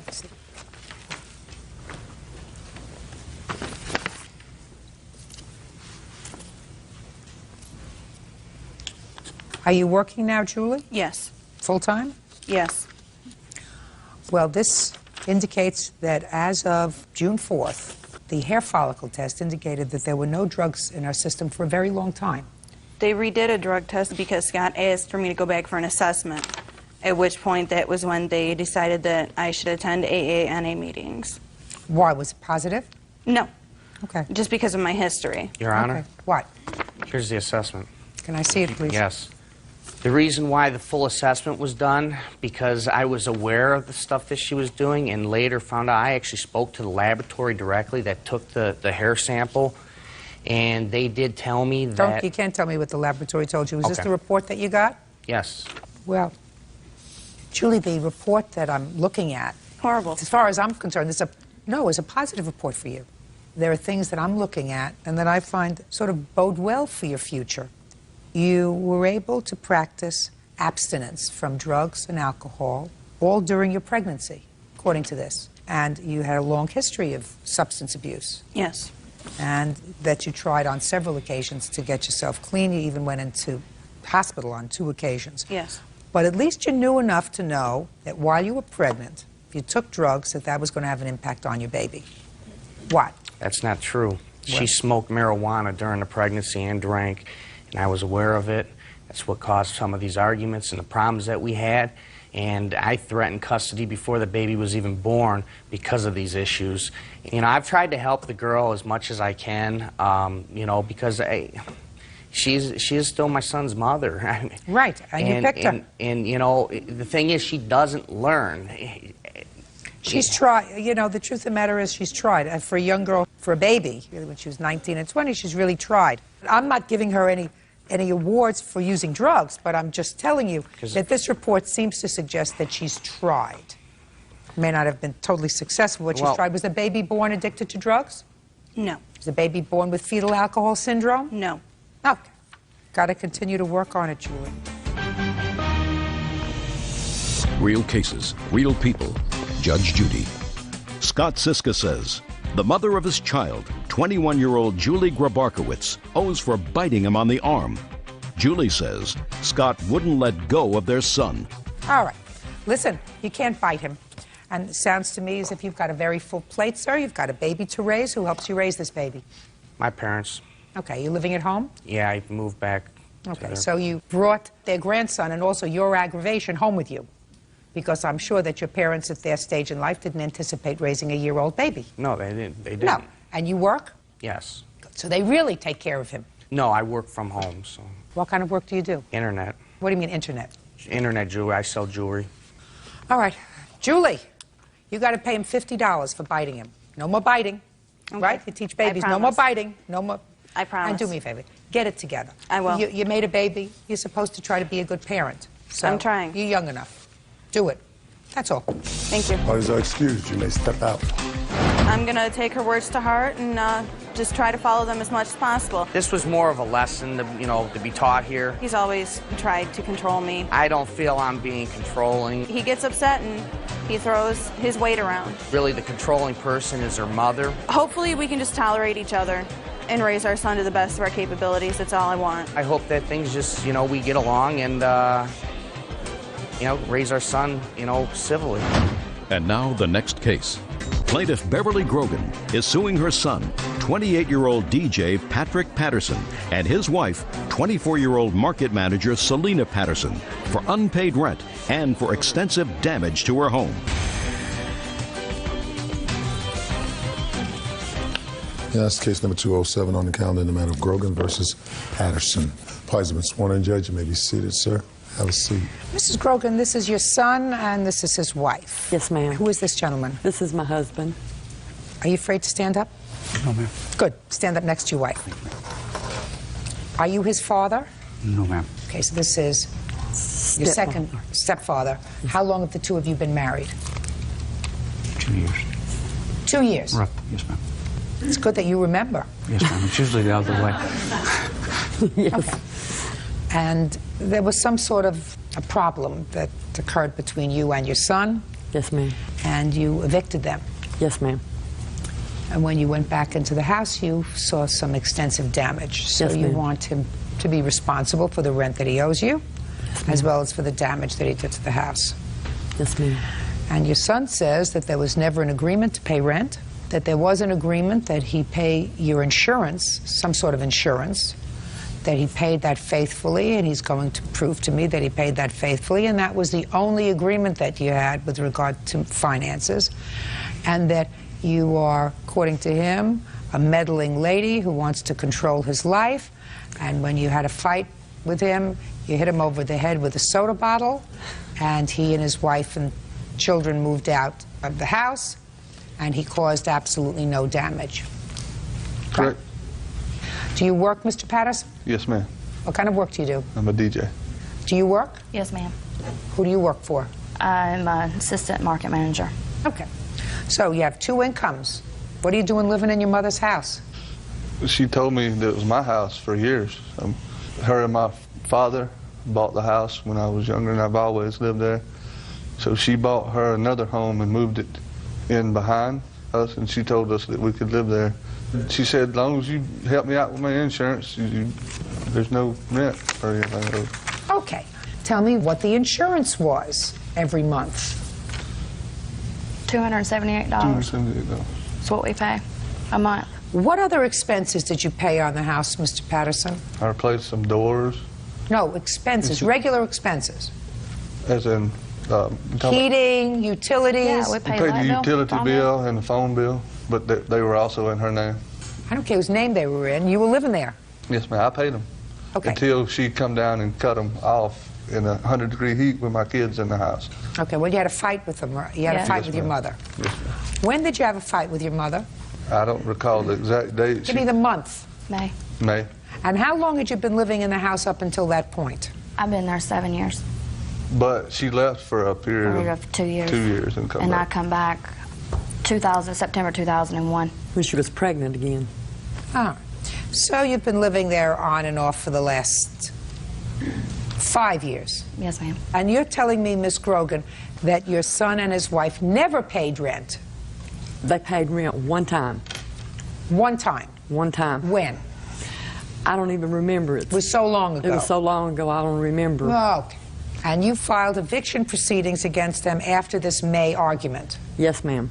So why don't you tell me, Mr. Patterson, about the argument? She asked me for part of the cool ceiling, the trailer. Part of the what? Cool ceiling of the mobile home. I don't understand what that...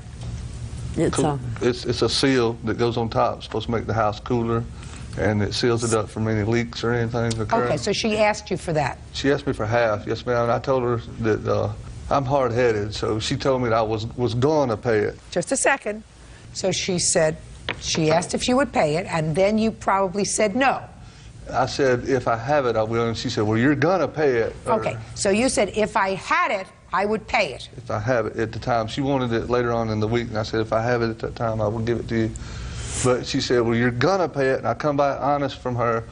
If you're going to pay it. And at that point, when she told me I was going to pay it, I would have died before I would have paid it then. To be honest with you. So what did you say to your mother, who's allowed you to live rent-free in the house with your wife and 2 children for 7 years? After she got on the porch, she made some more threats.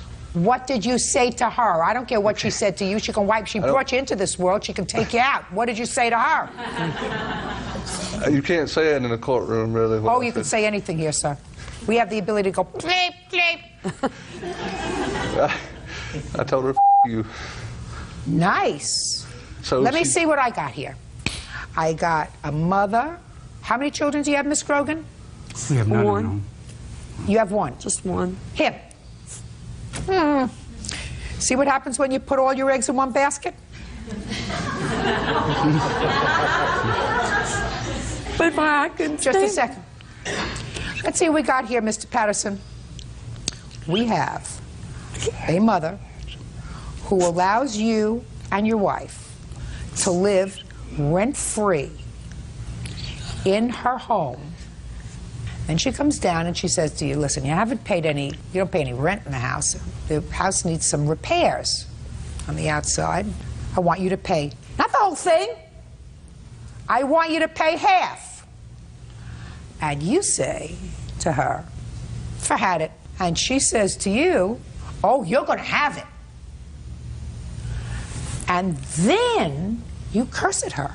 That was only after a few more arguments. I mean, we went on arguing. This happened when we got outside. And then she turned and threw a bottle at me and hit me in the head with a bottle. Sure did.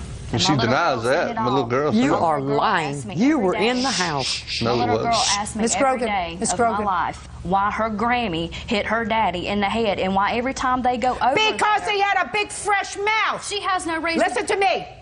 Because he had a big fresh mouth. Well, and so does she.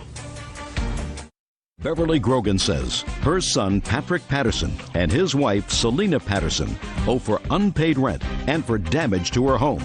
Beverly says Patrick and his wife burned down the bathroom. I want you to face left.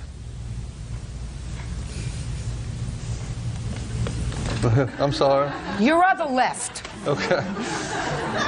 You see this woman? Yes, ma'am. 20 years from now, you won't remember what she looks like.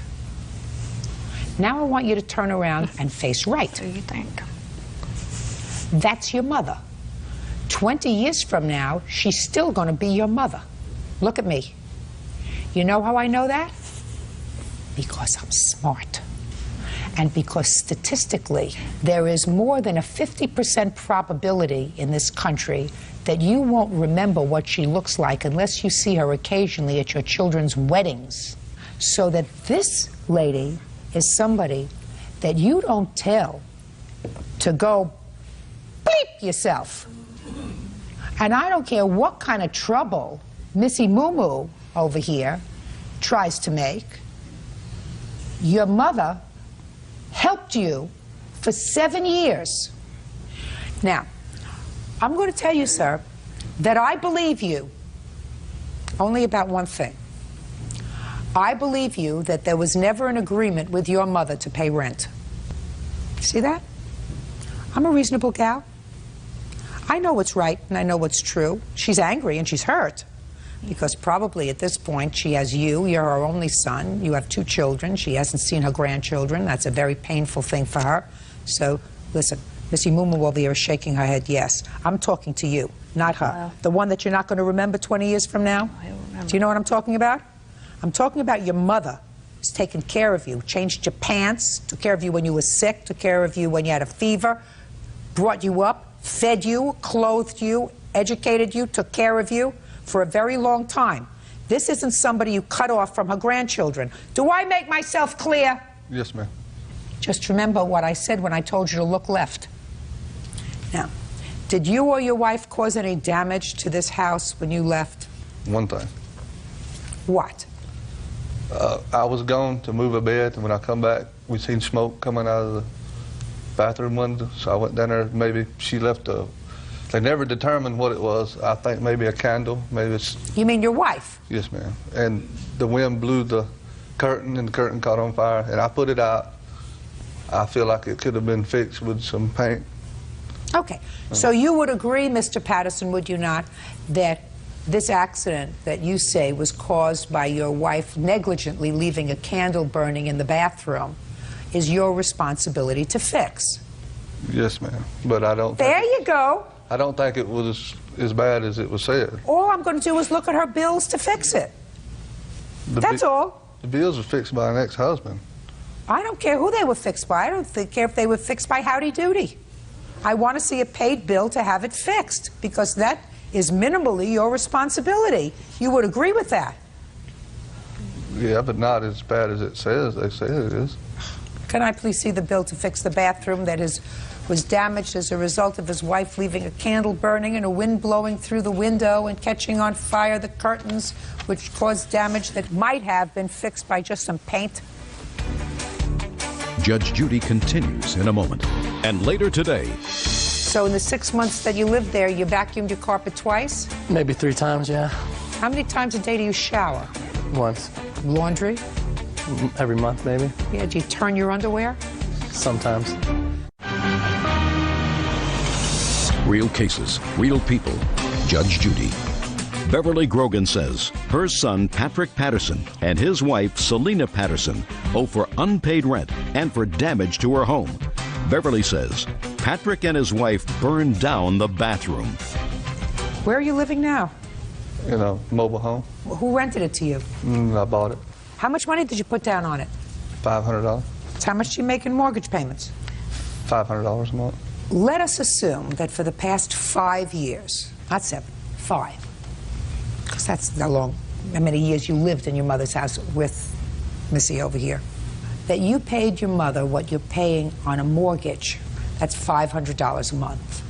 $500 a month times 12 times 5 years is $30,000. That's how much you saved by living in your mother's house. $30,000. Now, if you didn't put that away, that's your problem. But you don't move out of a house and leave it like a pigsty, which is what you did. We couldn't clean it up. Every time we went over, we get cussed out. It shouldn't have gotten to that point. These photographs that I'm seeing didn't happen in one day. They happened over a very long period of time. She always told me that that was my place. I even told the preacher that that was my place. It belonged to me. Judgment for the plaintiff in the amount of $2,580. Just remember what I said to you, sir. Look over there. You won't remember that face unless one of your kids looks like her in 20 years. Do you understand? This is always going to be your mother. You're making a big mistake, and you're being very unfair to your children. You're being very unfair to your children if you don't allow your children to have a relationship with your mother when she's had a relationship with them over the last... I have no problem with her having a relationship with me. Great. He has refused. I have called him and called him and called him and asked him to bring the children over. So he says he has no problem. So you're going to bring your children over on Sunday morning? Yes, ma'am. What time do you want him to bring the children over? 2 o'clock. 2 o'clock for a visit? Yes, ma'am. For an hour. Great. Every Sunday? Yes, ma'am. Is that reasonable? Yes, ma'am. That's fine. Done. Thank you. That's all.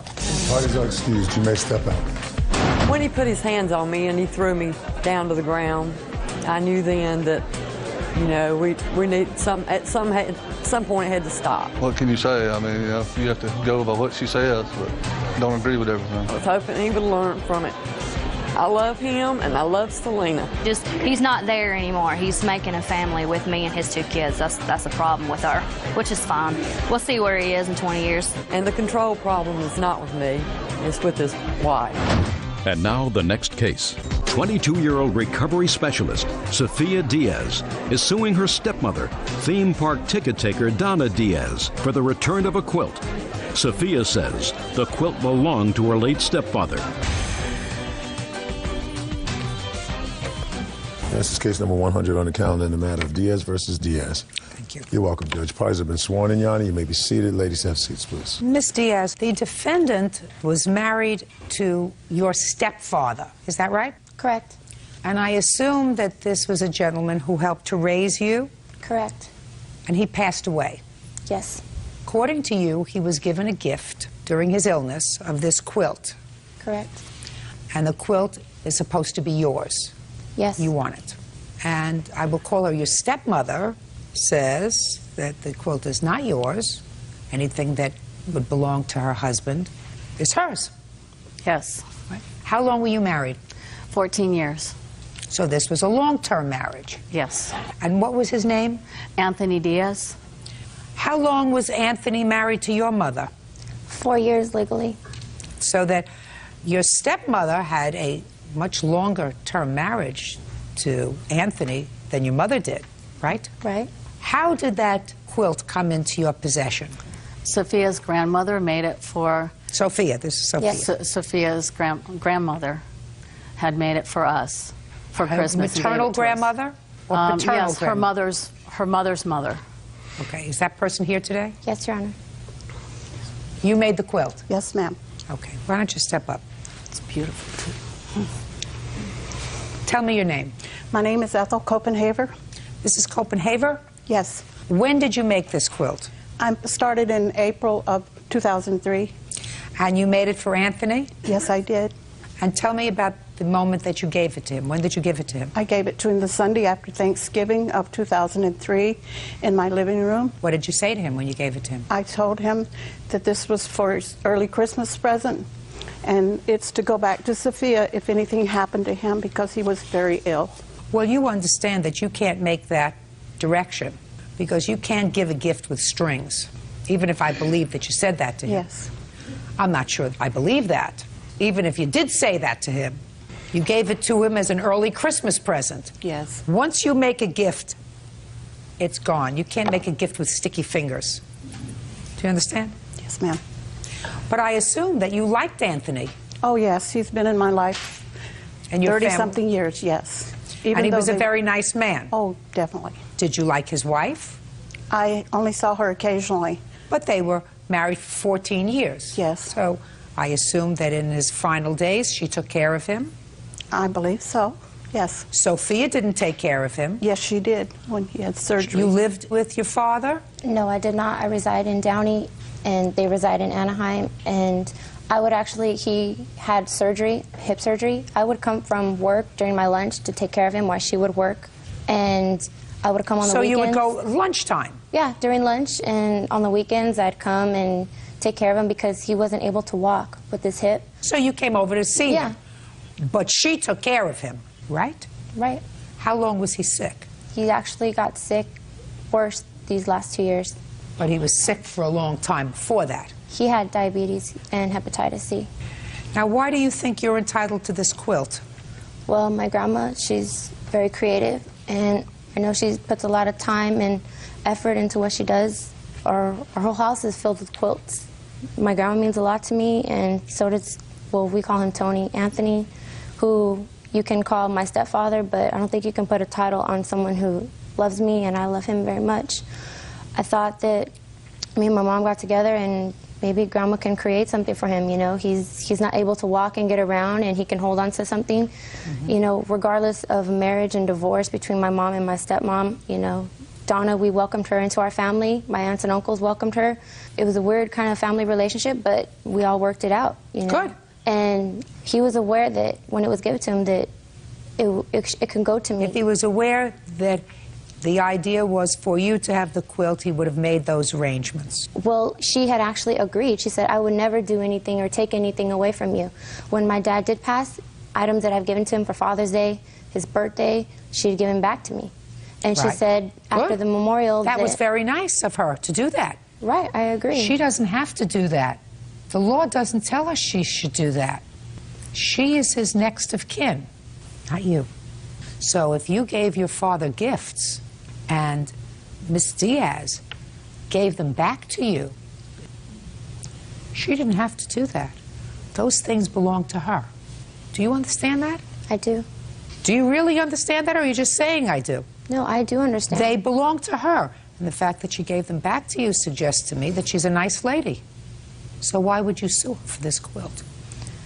It's actually something that's from my family to him, and knowing that he was ill, he named the quilt after my grandmother, which is Ethel, and that was his quilt that he was laying with, ill with, and those moments I would like to have those. Well, you can't. Your stepfather died married to somebody for 14 years, somebody who took care of him, who nurtured him. She's not somebody who's denying you a memento of him, a piece of something that he wore, that I don't know whether she gave you jewelry or clothes. What kinds of things did she give back to you at the memorial? After he had passed, she had given my mom's rings back from my dad. Just a second. So she gave your mother back jewelry? Correct. Something that she didn't have to do. No. She did it because she's a good person. Because all the jewelry belongs to her. You understand that? Oh, yes, ma'am. Good. What else did she give back to you? An apron, kind of like a barbecue set, shirts that I've given him, funny slogans and stuff. Just little doodads. So lots of sentimental things. Correct. Things that she felt as if she wanted both you and your mother to have. So other than the fact that you would like to have that quilt and the fact that you have no legal claim to it. I do have a statement from an officer that said she would clean the quilt and return it to me. Why did you get an officer involved? When my mom had called and spoke to her, she was actually going to give me my dad's Ford Ranger truck. Actually, she loaned it to me, and in writing she said after the memorial, because my car was having some troubles, after the memorial we would talk serious about it, and I said okay. She said she would write it over to me. I was like, oh, thank you, you know, that's great.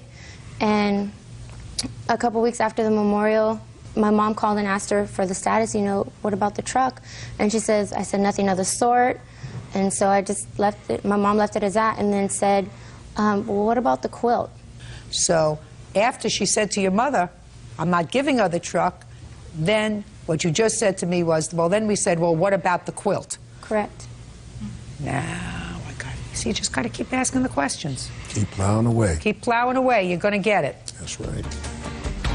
Judge Judy continues in a moment. Why didn't you just leave? I was backing up, and she kept getting in my face. So what did you and call the police for? I wanted to get the quilt back. Now I got it. And later today, my daughter over here decides the curfew is 10 o'clock, you get off the phone. She's on the phone with I'm not talking about curfew. That's not what I'm here about. Listen to me. I'm not a therapist. I'm sorry. I don't want to be a therapist.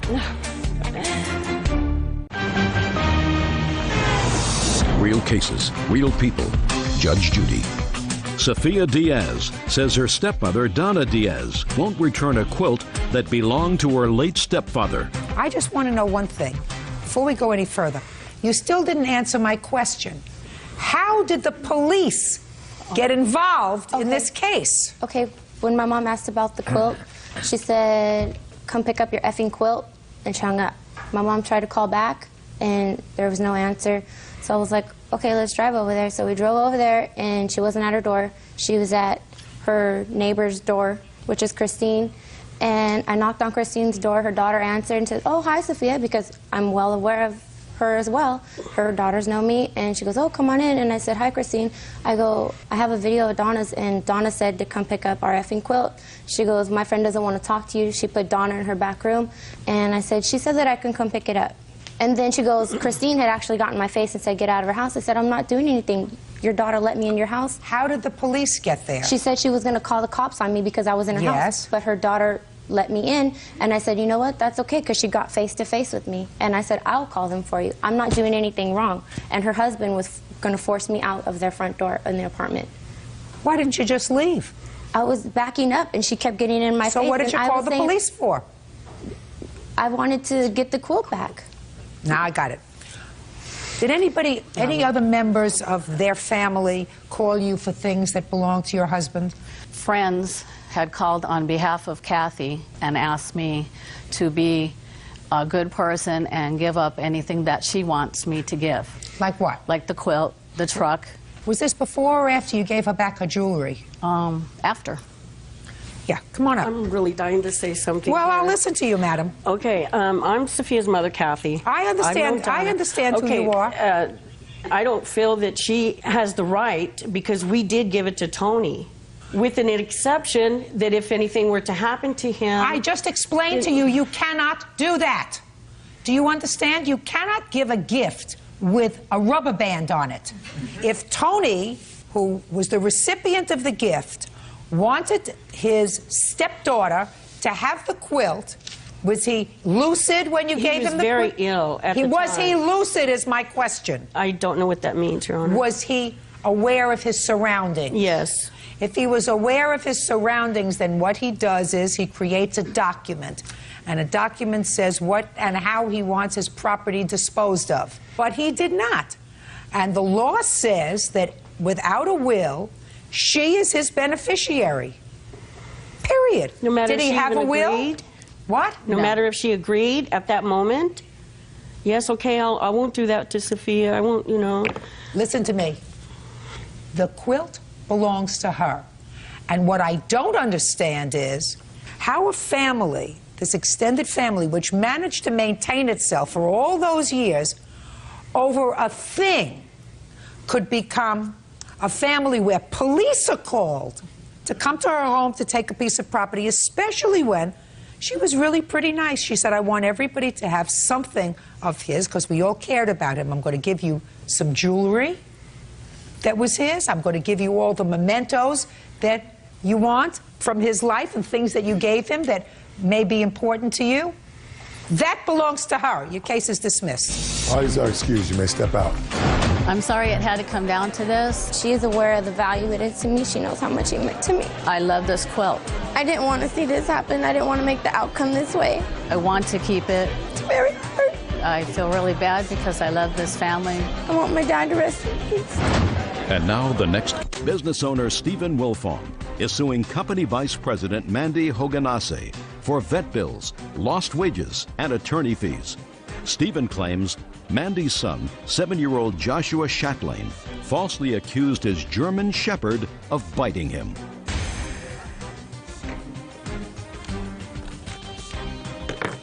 Yeah, this is case number 270 on the calendar, the matter of Wilfong versus Haganase. Parties have been sworn in, Judge. You may be seated. Mr. Wolfgang, you own a dog. Yes, ma'am. What kind of a dog do you have? It's a German Shepherd. Do you have a picture? Yes, ma'am. Can I see it? Certainly.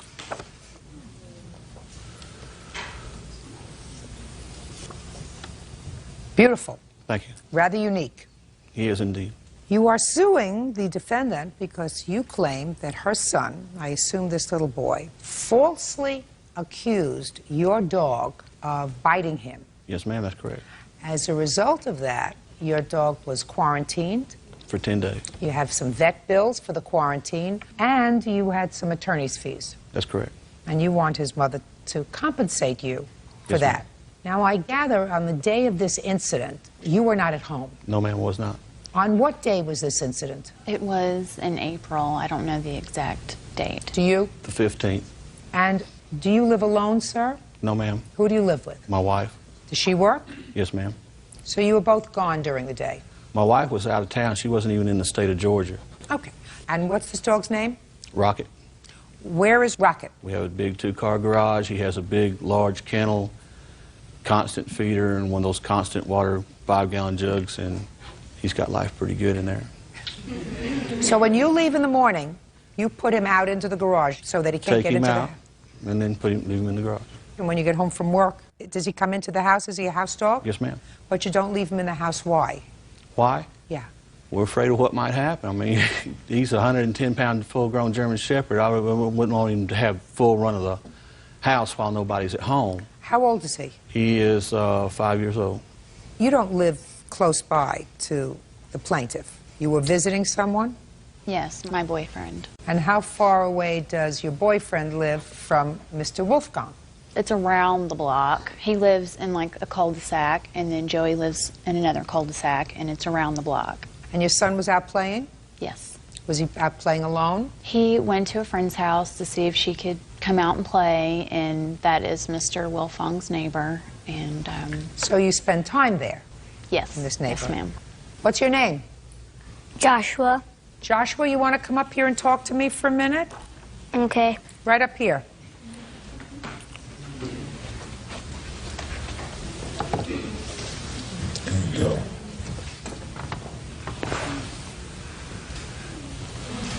How old are you, Joshua? 7. You go to school? Yes. What grade are you in? First. Did you go to kindergarten last year? Yeah. Can you read? A little bit. Okay, well, that's very good as a starting first grader. Now, Joshua, do you remember last April when something happened with a dog? Yes. Tell me where you were. I was going to my friend's house. Did you walk there by yourself? Yes. Tell me what happened. When I went to the house and she couldn't play, I went back out and the dog was out of the garage and I was going to take a shortcut and the dog How are you going to take a shortcut? through the yard. Through the yard where the dog lived? Yes. That's not the way you got there. No. Had you ever taken that shortcut before? Yes. And everything was okay when you went through the yard? Mm-hmm. Dog didn't bother you? No. Had you ever seen the dog before? Yes. Is this a picture of the dog? Yes. Now, you said the dog was out of the garage. How did you know the dog had been in the garage? Because the garage was closed and I heard it banging on the door and barking. And is that when you were knocking at Sammy's door? Yes. Now, when you decided to take the shortcut, you say you saw the dog. Where was the dog? It was near the garage, in the garage right here, close to Sammy's house. So you were going to go into the yard even though you saw this dog there? Yes. You weren't afraid of the dog? A little bit. What happened with the dog? He ran over and bit me. Where did he bite you? On my leg. Did he bite you or just jump on you? He jumped on the grass and then bit me. Did he cut your skin? A little bit. Was it bleeding? Not that much. Or was it bleeding at all? Or were you just frightened? Kind of both. Kind of both. Okay, Joshua, go and sit down. When your son found you that day, was his leg bleeding? A little bit, yes. Was it from a scratch or a bite? Because if a dog like this bites him, you're not talking about a little dog. You're talking about a dog that if he bit him, Right. he could have caused some serious damage. Right. So was it a scratch? He had like maybe 3 or 4 scratches and then kind of a puncture on the leg, and his pants were torn. He had come into the house and was crying, and I looked down and he had wet his pants, and I was like, what's wrong, you know? And of course I'm freaking out because I have no idea what's wrong. And he's like, the big white dog got a hold of me. He said that he just got him on the leg, and I guess it went through his pants and kind of drug him a little bit. And he said someone had come and cracked the door open and called the dog's name, and when the dog looked up, that was Joshua's opportunity to run away, and that's what he told me. You have any reason to doubt that story today? No. So? There was nobody there that could have possibly have let the dog out in the first place, much less called him in. Have an incident report from Gwinnett County Animal Control. Can I see it, please? Sure. And he states exactly that there was nobody there when he got there. That doesn't mean there was nobody there. That means there was nobody there when he got there. How do you think that happened to his leg? I have no idea. According to this report, there were several children in the neighborhood, sir, who said that your garage door was open and that somebody from inside the garage called your dog after the child was bitten. Yes, ma'am. That's what it says. I know that's what it says, but there was nobody there. Well, that's what you say. I don't know that. Judge Judy continues in a moment. And later today, when I told her, Evelyn, I want the truck back, you don't have the money to pay for it, she goes, well, you're not taking this truck. I'll shatter every single window in that truck. And she ran outside and shattered the back window. Can't do that. real cases, real people. Judge Judy.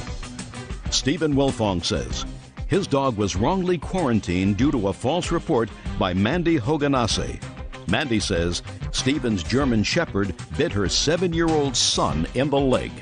Now, I can't make a determination, sir, that nobody was home. I have records showing that my wife was out of state.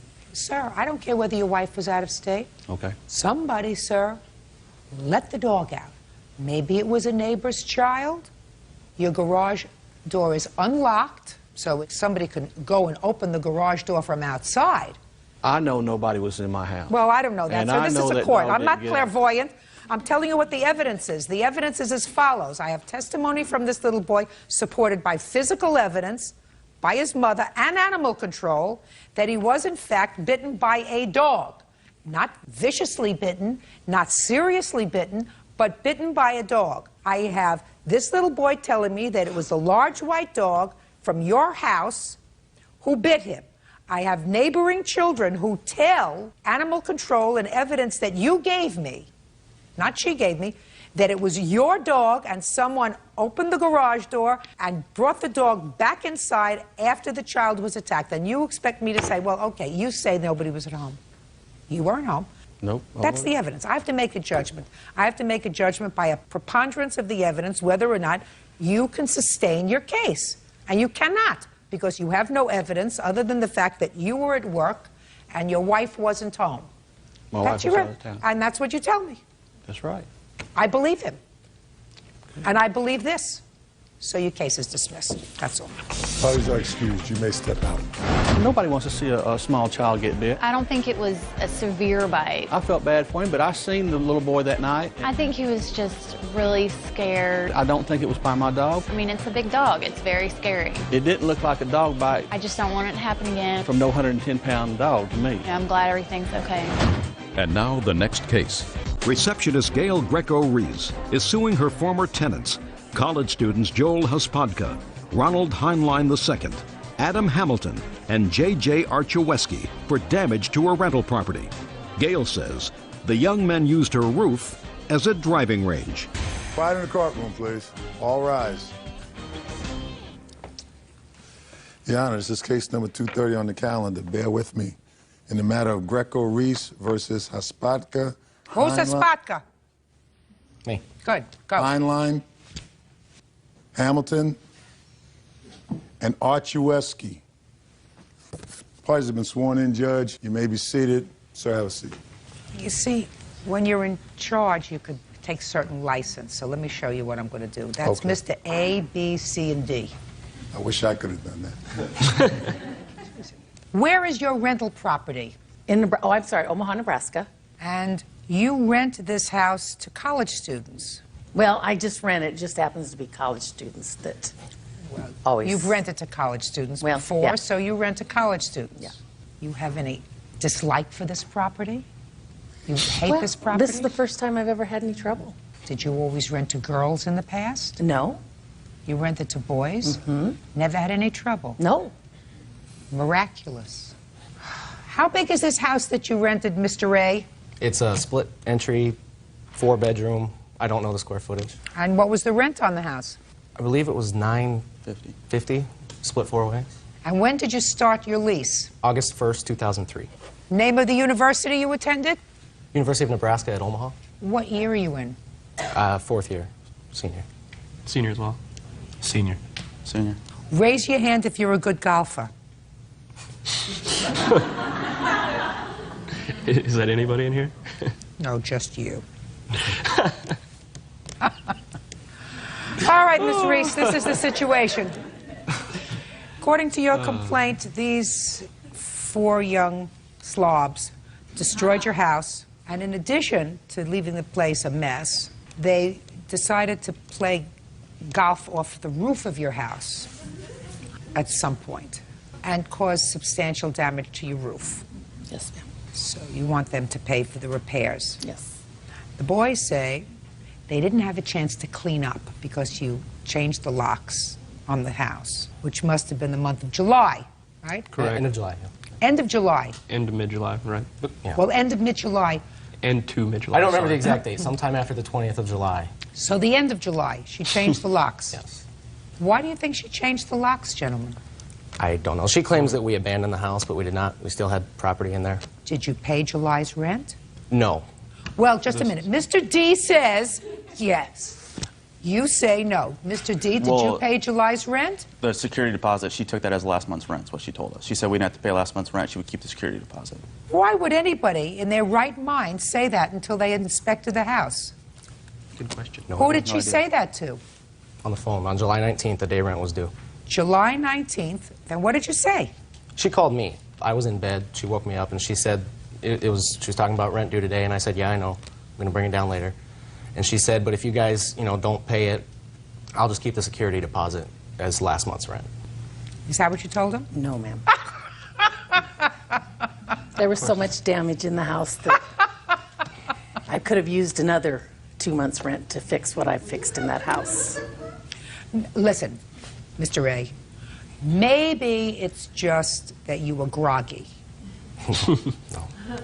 Because what you just told me was that you said to your landlord, I'm going to bring the rent down later on today, and she said, nah, forget it.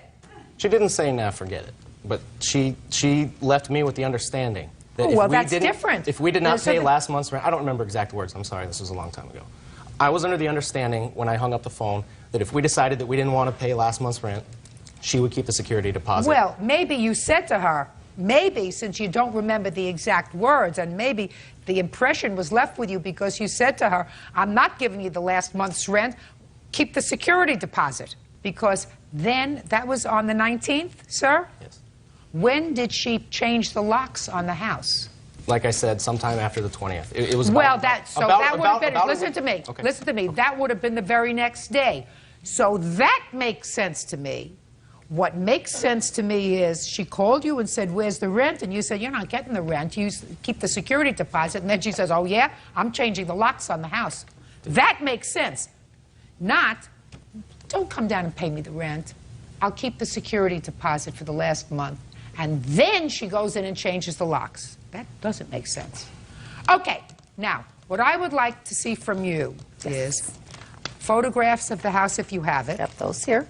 And after I look at the photographs of the house, I would like to hear from your witness, if any. I assume that this is your witness, who's going to tell me something about these golf balls being hit off the roof, which A, B, and C deny. And D. Forgot about you. Sorry. Well, something's going on up there. Do you have major hailstorms? No. Nebraska? Not that year. Yes, Huh? yes, we did. Major hailstorms? Not that time. You gotta be kidding me. It was probably the worst year for hail we've had in quite a while, actually. Really? And you think that the hailstorms did this damage to the roof? I don't know what the damage looks like, but Well, I'm going to show it to you. You can bring this over and share it with A through D. Pass them down, boys.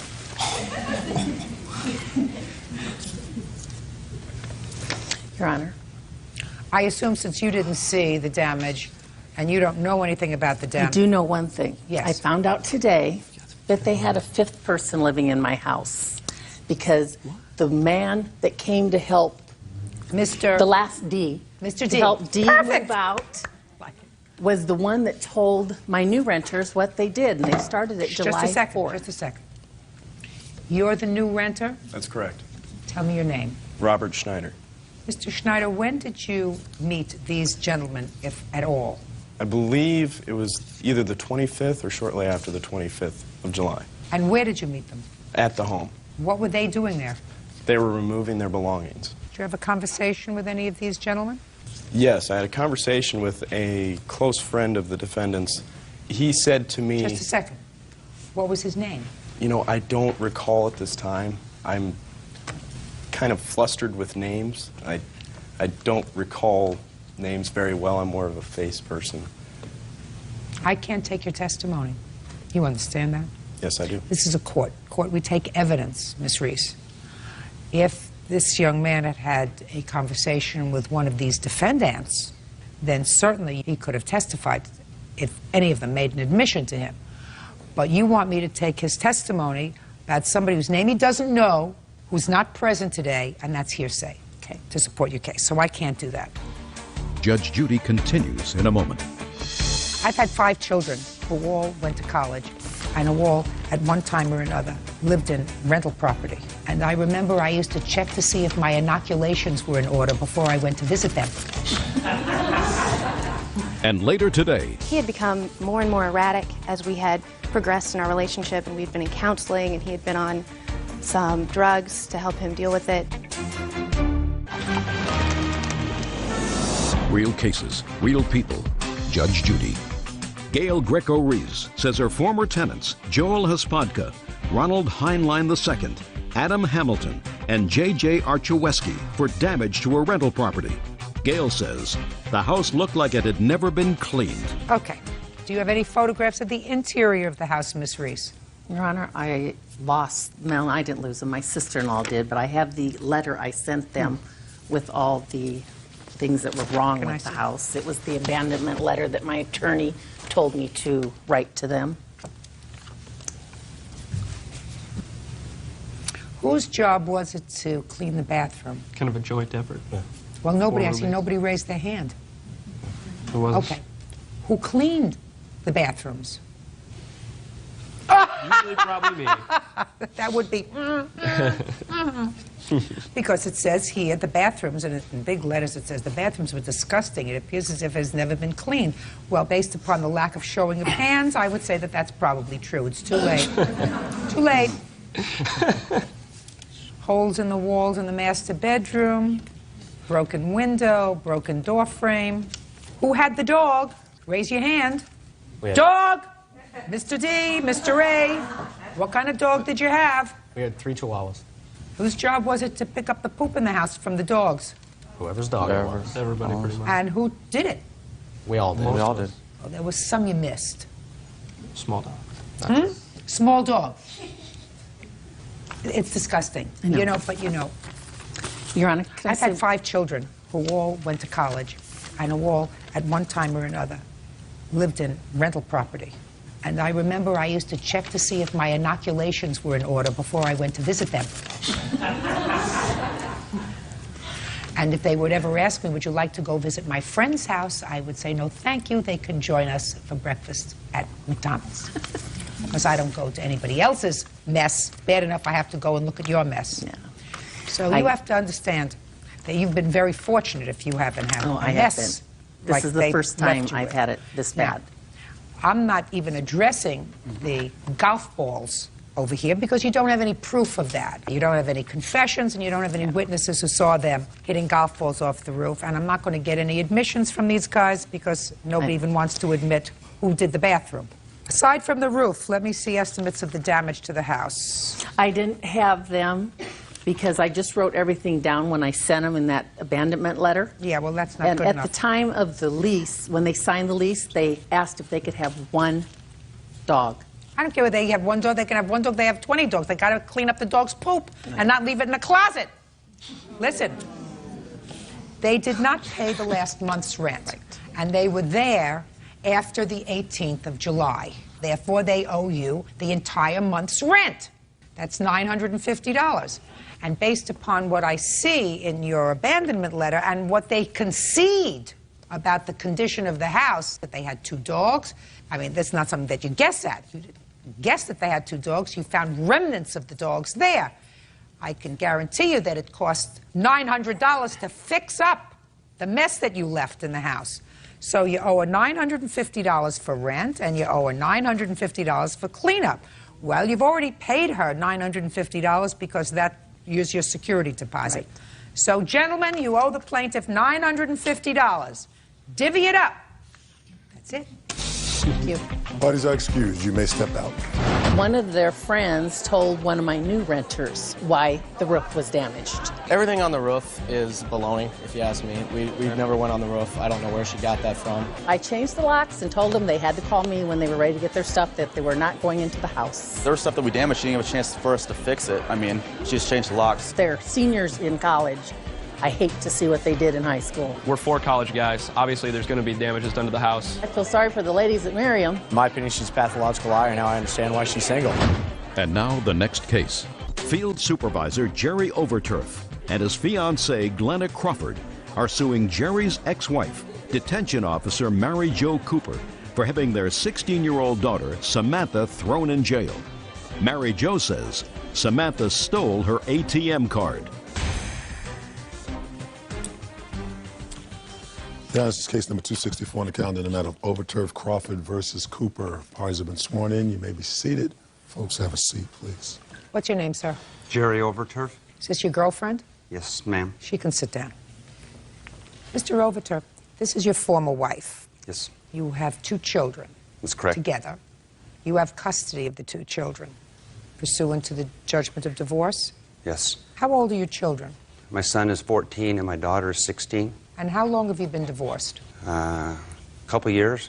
How long have you and your former wife been separated? 3 years.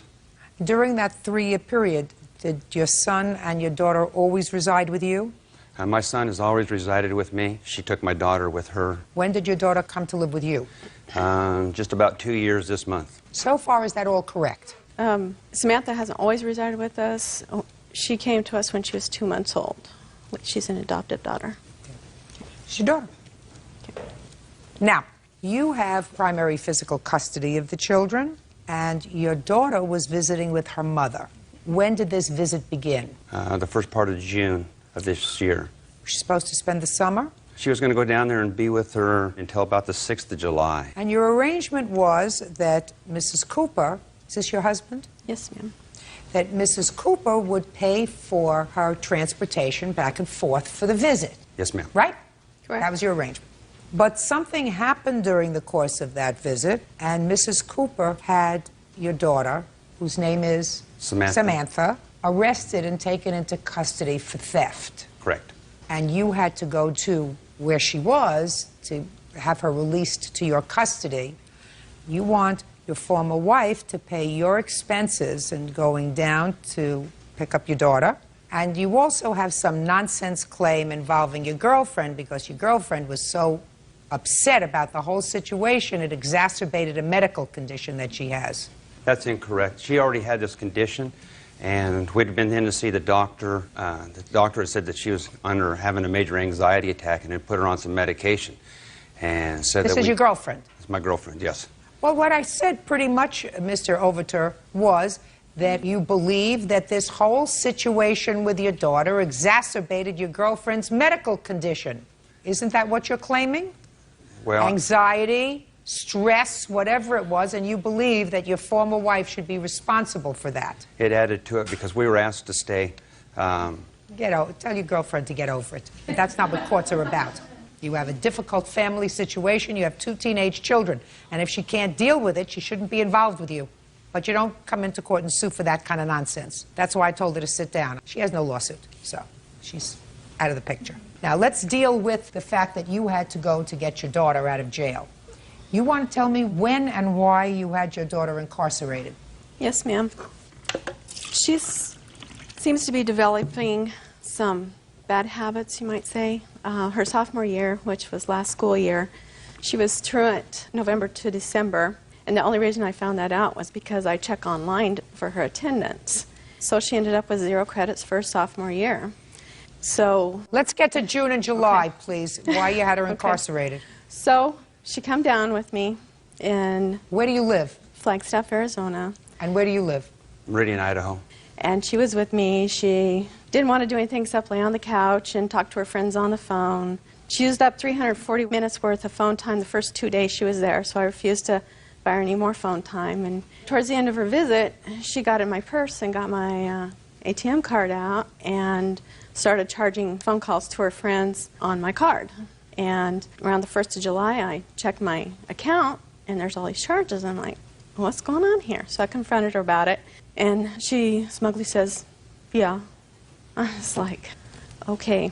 So I called the Flagstaff Police Department and had an officer come out and told him what was going on. And he goes, do you want to arrest her or don't you? And I said, I don't think I have any other choice as a responsible parent. And so I had her arrested for misuse of a credit card. How old was your daughter? Your daughter's 16? 16. 16. You thought you had no other choice but to have your 16-year-old daughter, who is not in your custody, arrested for using the telephone?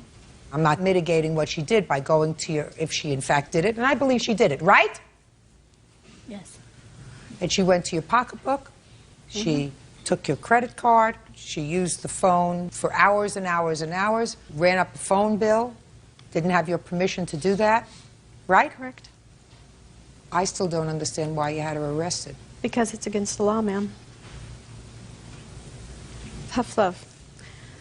Well, Miss Cooper, sometimes tough love is appropriate when you are a consistent, constant parent, and sometimes, you know, despite your best efforts as being a hands-on, I'm there every minute of the day parent, your child strays. But if your daughter was visiting you for a month, it would seem to me that you were not terribly prudent by calling the police and responding to her use of the phone in that way. She did what teenagers do. Are these your only 2 children? Yes, ma'am. Well, Bird has children, teenagers, right, Bird? Yep. And I've had a whole bunch of teenage children. And I'm going to tell you that they can use that phone and they can think of more schemes and scams not to get caught. I had one that used to change phone plans, you know? And she figured by the time all this works out, right, I'm going to be away in college. And she was right. I didn't call the police and have her arrested. When she's 16, does she go to an adult prison or does she go to a juvenile facility? A juvenile facility, ma'am. And how old are the kids who were in the juvenile facility? Up to what age? When they turn 18, they go to the adult facility. So, women up to the age of 18. Yes, ma'am. And they've committed what kind of crimes? Any kind of crime. Any kind of crime. Robbery, drugs. Had your daughter ever been arrested before? No, ma'am. She's lucked out on that. She's driven without driver's license. She's smoked pot. She's done all sorts of things. And she's lucked out. Driven without a driver's license?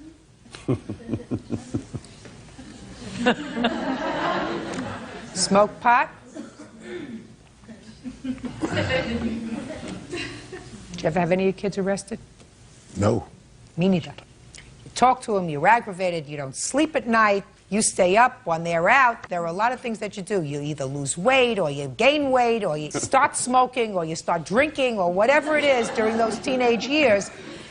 But I never would have a child arrested for what really amounts to the overuse of a telephone.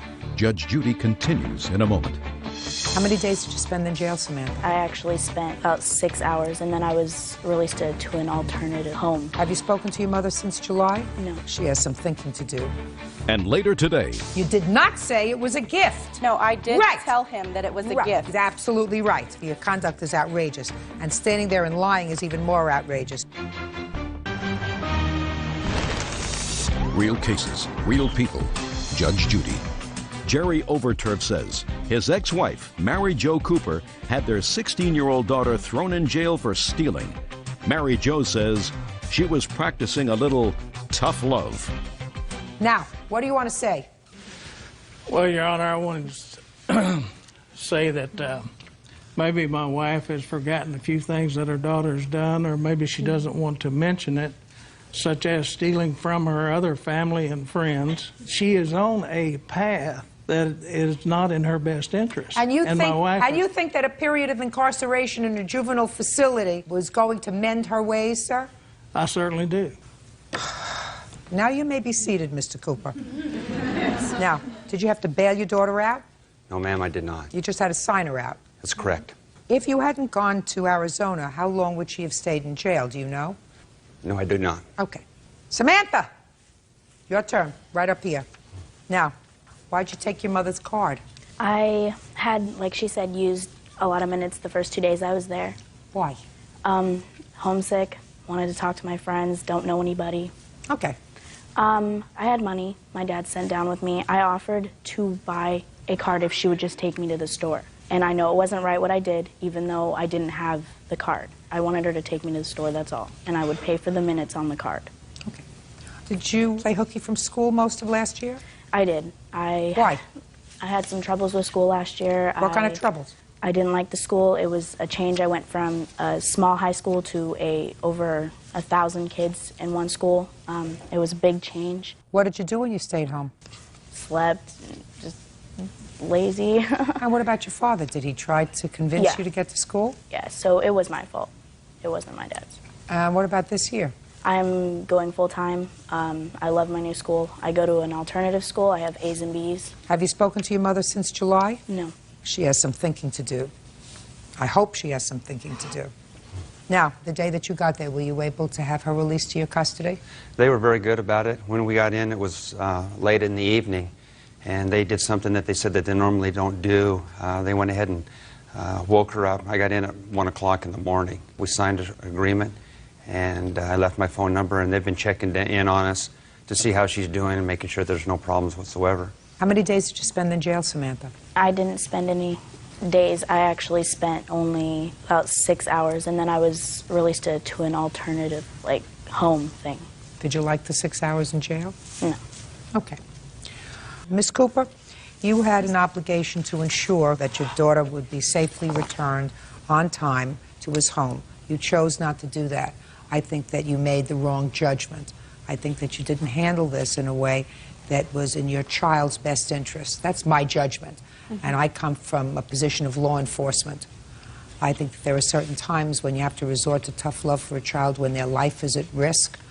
But in this situation, you were angry because your daughter seemed to be embarking on a path that you thought was going to lead her to no good. That usually requires you saying to a child, listen, I want to go into some counseling with you. I've made an appointment with a therapist. I want to sit down. I want to find out what's bothering you.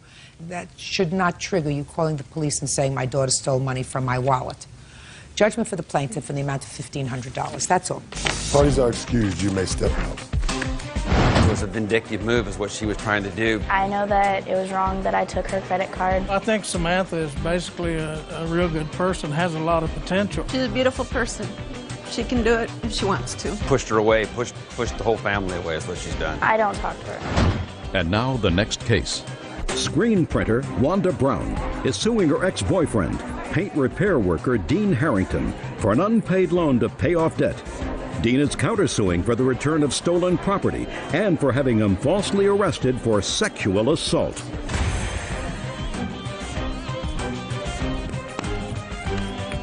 Yeah, this is case number 324 on the calendar in the matter of Brown versus Harrington. Parties have been sworn in. You may be seated. Ma'am, have a seat. Miss Brown, Mr. Harrington and you had a relationship for quite some time. According to your complaint, you lived together. And while you were living together, you made him a loan in the amount of $6,000. In addition, there was, according to you, a violent episode in the home that you shared together where he assaulted you both physically and sexually, and he was arrested. Yep. Mr. Harrington said that the $6,000 was not a loan, but that you had lived with him for a period of time, never paid any expenses when you lived there, and this really was repayment for living expenses. And in addition, he says that while he was in jail for that one day, and you were only there one day, sir? Just for the night. Release me in the morning. In jail for one day. He says that the charges that you filed against him were false, and he wants money for emotional distress. How long did you two live together? A little bit over 2 years. From when to when? March until... March of what year? 2002, until the beginning of May of this year. And did you live in his home? Yes. Did you pay expenses in the house? Yes, I did. What kind of expenses did you pay? At first, he had a loan out for the garage, so I took over the loan for the garage while he paid for the house payment and the other bills, and I took care of the food. I'd buy all the groceries. Now tell me about this $6,000. Well, he had one of the other loans that he had out was for $6,000, and he was paying $100 a month on that loan. And I told him, I says, if you look at this, only half of it goes to the loan, the other half goes to the interest. I says, what we can do is borrow some money out of my savings account, get rid of this so we don't have to pay that interest anymore. In exchange, we just put that $100 back into my savings account instead. And Where that's did you what get we $6,000 from? Oh, my dad had died and I had gotten some inheritance money. Okay. So what did he say? He thought that was a good idea. That way we would be saving money. Did you use a joint account? Yeah, both of our checks started going into the same checking account. All right, so let's hear about this $6,000. She says you didn't give her back the $6,000.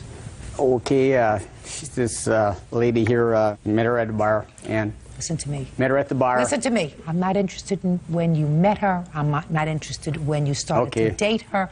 I'm not interested in anything but the $6,000. You want to talk about your relationship, you go to a psychiatrist. This is about $6,000. Your Honor. When?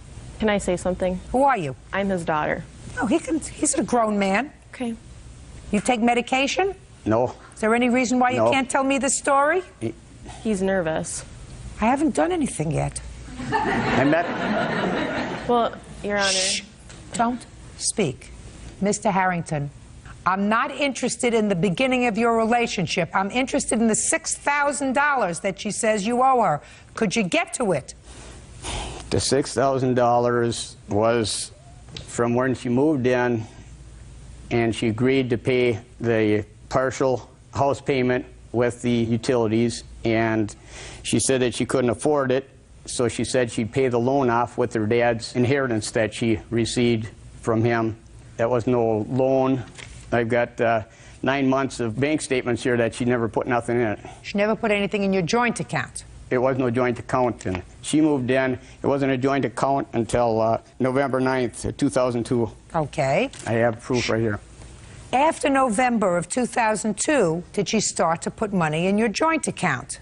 Yes. How much? I guess it was $742 or something every 2 weeks. And you used that money for expenses? Yes, the answer is yes. You used it for expenses. Your expenses, her expenses. Yes. You lived together. This was a family, the two of you.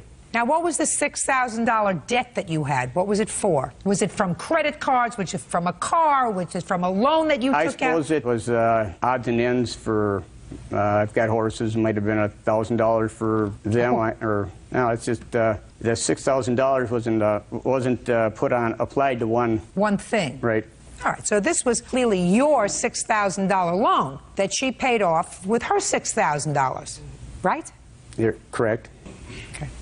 Now, when you separated in May, according to you, there was an incident at the house. Yes. You want to tell me what happened? Because that goes to Mr. Harrington's counterclaim. Yeah.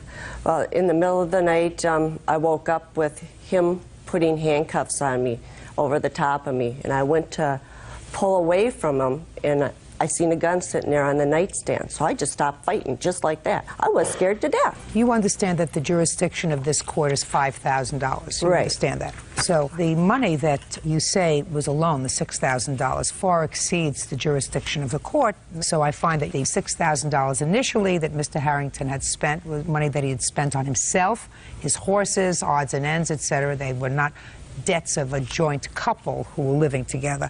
So I'm entering a judgment in your favor in the amount of $5,000. Now I'm going to get, sir, to your counterclaim. I've read the police report. The police report, I don't know whether your daughter has read. Have you? No, I haven't. All right. The police report contains your fully Mirandized statement about what transpired the evening that Ms. Brown has described to me, and I haven't asked her to go into detail. It's really not necessary. And there is no question in my mind, sir, that based upon your confession to the police, Ms. Brown had sexual relations with you because she felt intimidated. Now, you may have thought that that was a way to spice up your sex life, sir, but clearly she did not.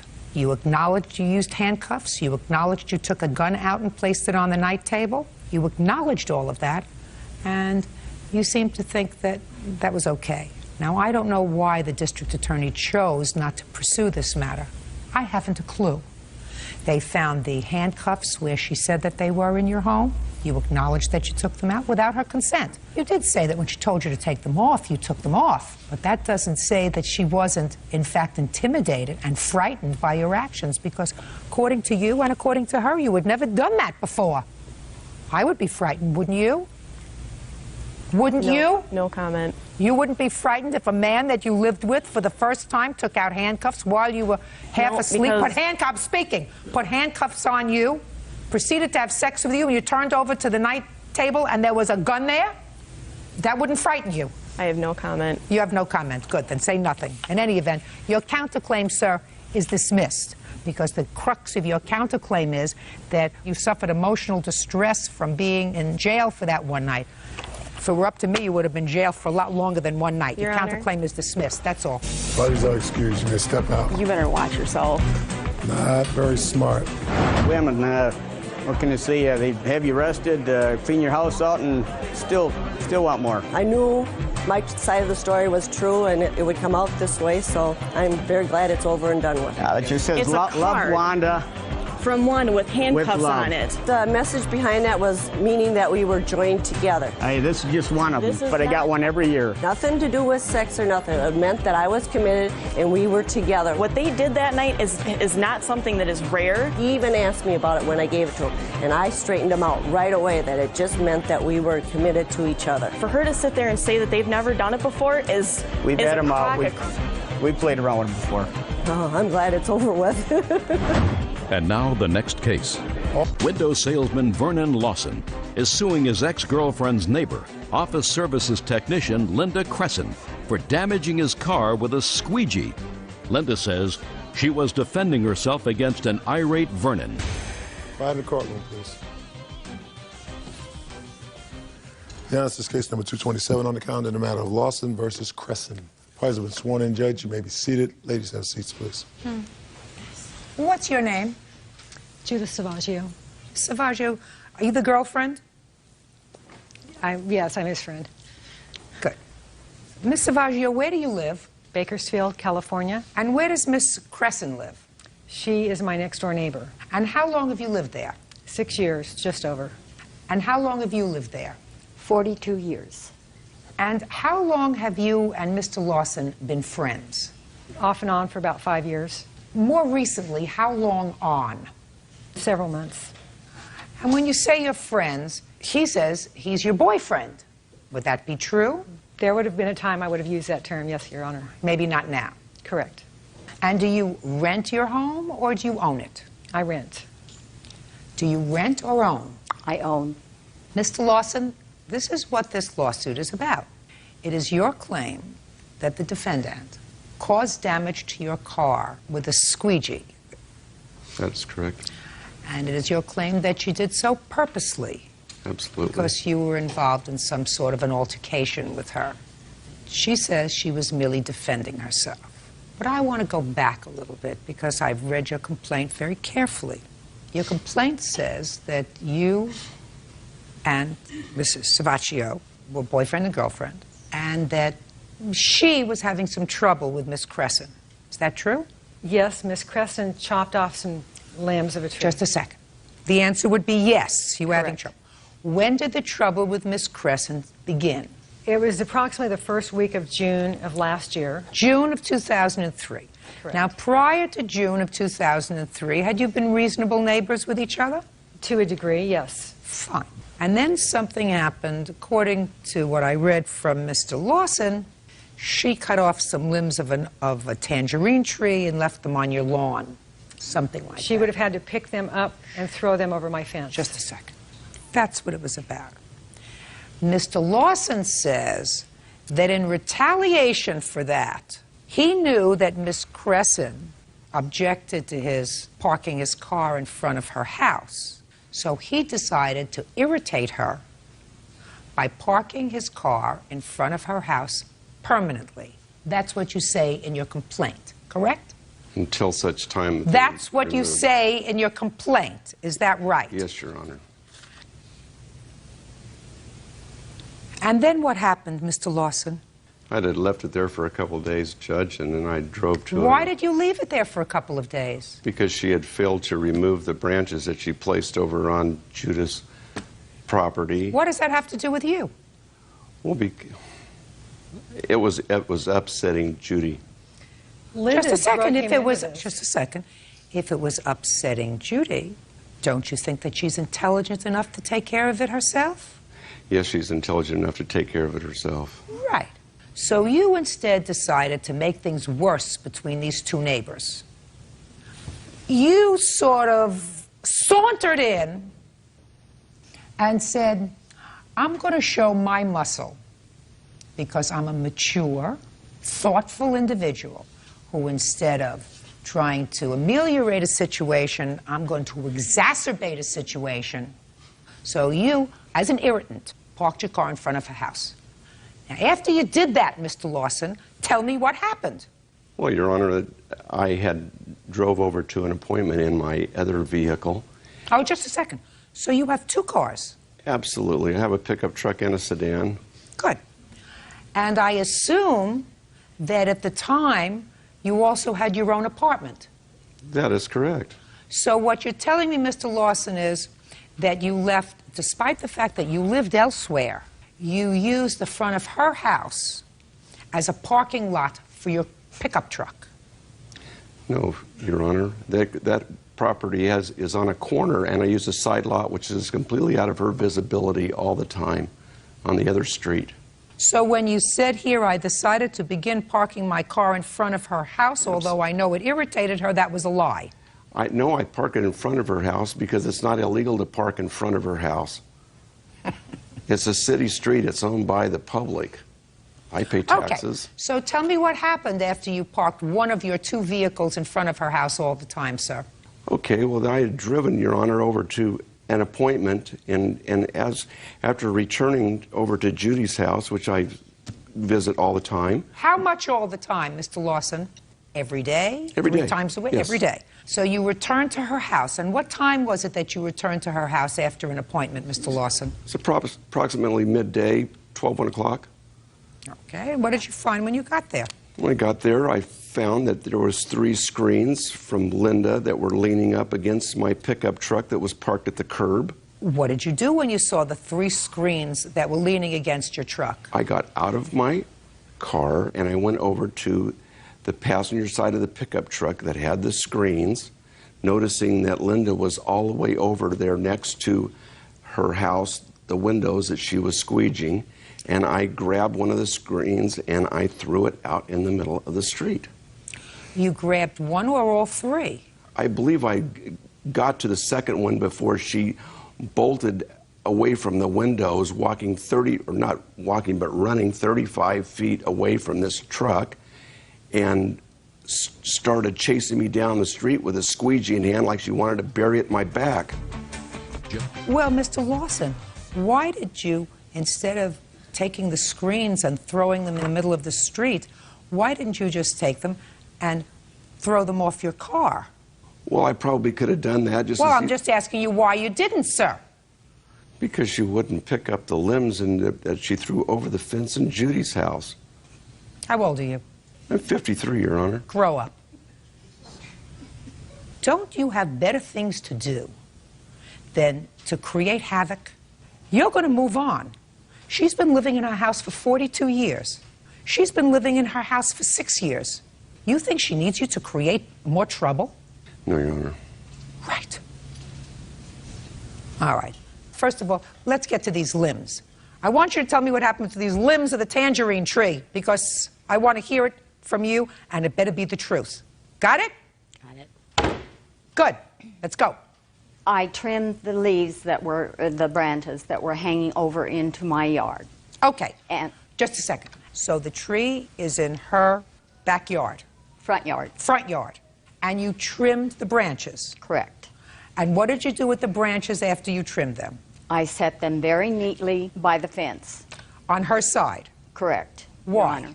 Because I had no room in my garbage can to put them. Well, that's wrong, my dear. That's wrong. That's not neighborly. That's the wrong thing to do.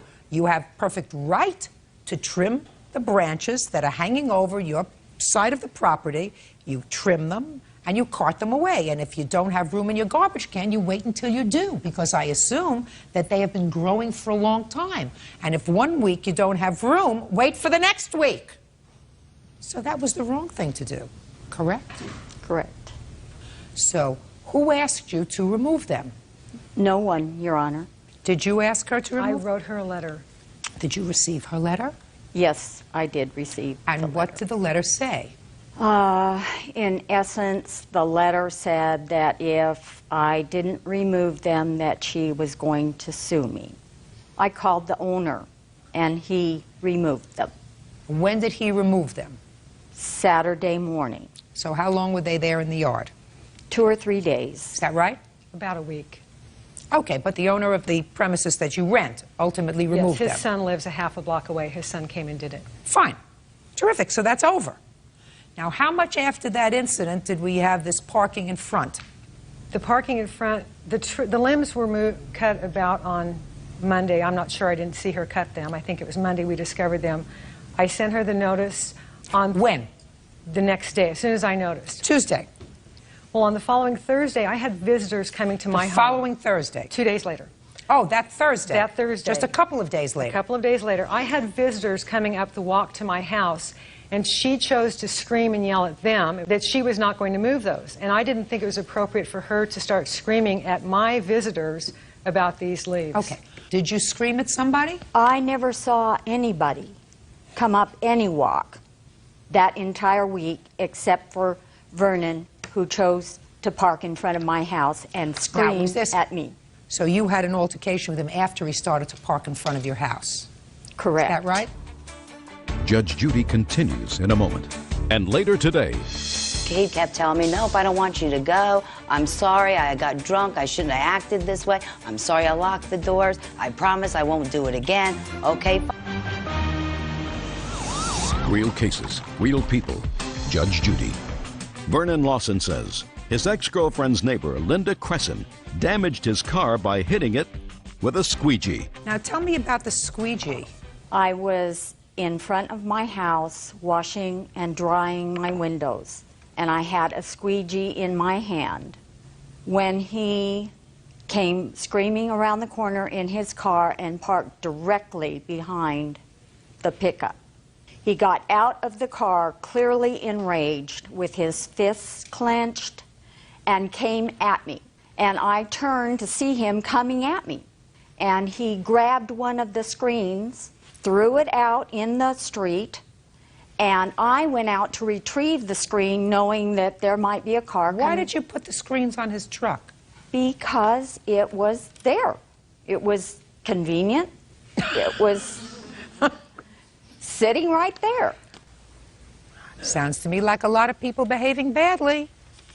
A lot of grown-up people who don't have enough to do. It's what happens when you have too much leisure time. How many hours a week do you work? 30 hours a week. How many hours a week do you work? 40. I think you ought to work more. You did the wrong thing, Mr. Lawson. You did the wrong thing, Miss Grice. Now you want to show me a picture. I'm dying to see it. Pictures, Your I'm Honor. dying to see it, Mr. Lawson. Well, this one right here for evidence, Your Honor, shows my truck in respect to the windows where she had to pass the bushes and a tree in her front yard to lean up the screen. Let me explain something to you. I understand that she did the wrong thing. Okay. I said that. Did I agree with you? Mr. Lawson, I'm an ecumenical abuser. Yes, ma'am. This is the wonderful dents to my car that she did with her squeegee since she couldn't get me.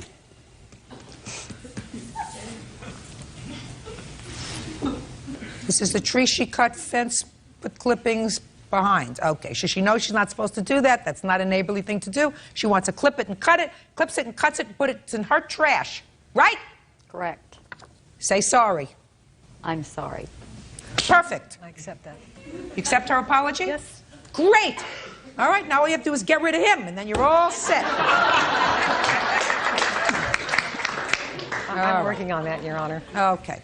Well, I'm going to suggest that you get the dents out of your car for $100, sir, because I'm not giving you any more than that. She lost her temper. She shouldn't have done that. You acted badly. You have to pay for that. Judgment for the plaintiff in the amount of $100. Listen, she's going to be your neighbor.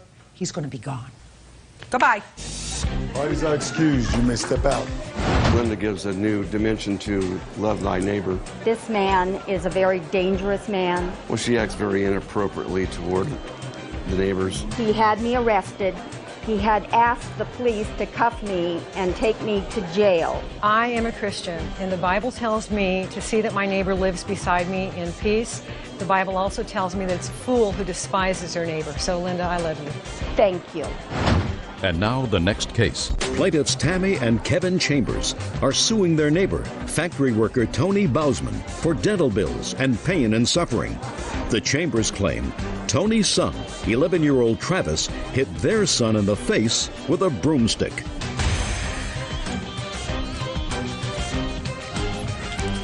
Now, this is case number 298 on the calendar in the matter of Chamber versus Bausman. Parties have been sworn in, Judge. You may be seated. Young folks, have a seat. What's your name? Travis. Travis, I'd like you to come sit up here, please. Mr. and Mrs. Chambers, it is your claim that this young man, armed with a stick, hit your son in the mouth, causing his teeth to fall out. Yes. You Yes, want ma'am. his father to pay for all of his medical bills and dental bills. Yes, ma'am. And Mr. Bausman says that it was your son who instigated this problem. He's not responsible. So, Travis, how old are you, sir? 11. Do you know this young man? Yes. What's his name? Cody. How long have you known Cody? For a really long No, time. don't look down. Look at me, right here. For a really long time. Do you remember when you hit him in the mouth with the stick? Yes. Why don't you tell me what happened? Don't look down at your feet. Look right over here. My sister was... Don't look, you're looking down. I want you to look right here. My sister was playing with his sister, and he got on my sister's bike, and I came around the block and seen him on her bike and messing around and tormenting her. You didn't see how he got the bike, is that right? Well, I seen him take it from her when I was coming down the road. Now you're looking over there. I want you to look over here. You said you came around and you saw him riding your sister's bike. I want you to be very, very careful, Travis. I have a truth meter right here. If somebody lies to me, this eye starts to flutter like this. Do you understand? So I don't care what story you told your father before. When you're in court, you tell only the truth. Do you understand? Yes. Good.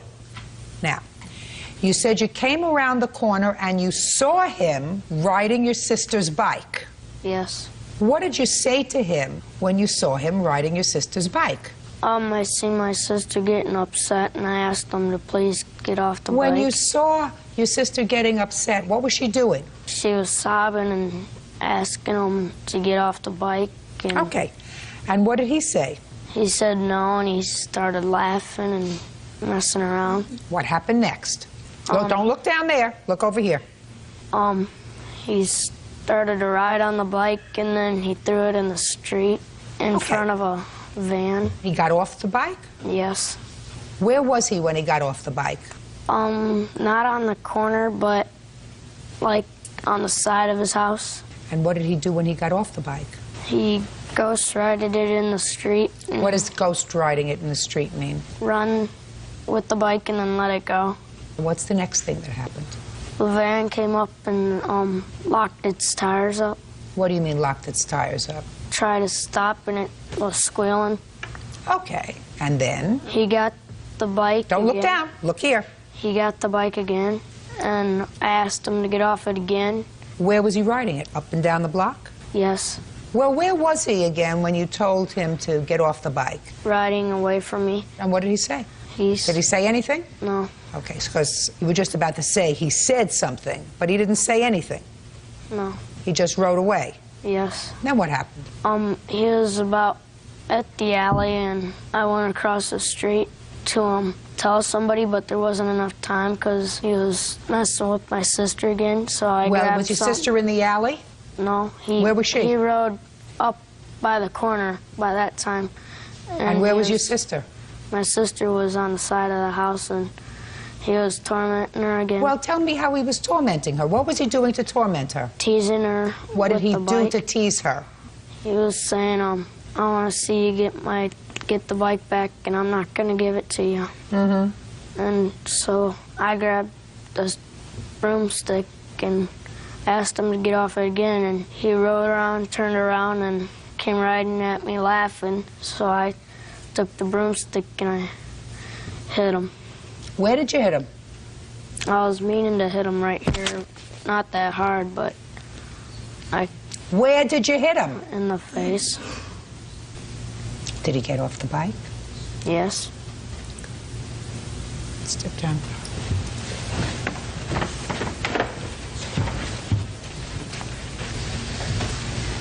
Tell me your name. Tony. Tony, come up here, please.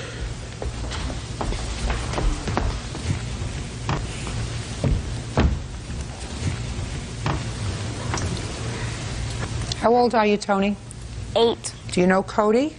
Yes. Do you remember when your brother picked up a stick and hit him in the mouth? Yes. Was your brother frightened after he did that?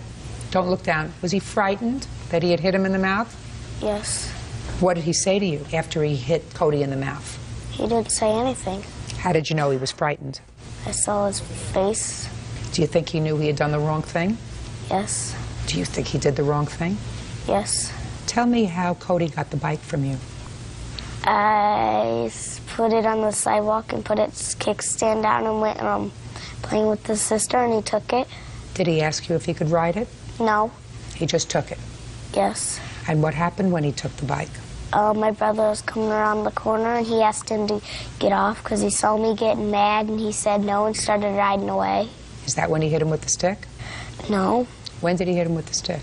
And then he came back and got off the bike, and then I went back over to play, and then my brother went over across the street. He got back on the bike, and then he started riding over the side of his house, and my brother came over from across the street, and he asked him to get off the bike, and so he got off the bike, and he started running with it and threw it in the street, and the van locked up its brakes, and I was trying to go get it. My brother holded me back, and he made Cody go get it, and then he got back on it after he got it. My brother hit him with a stick, and he went in and told his dad.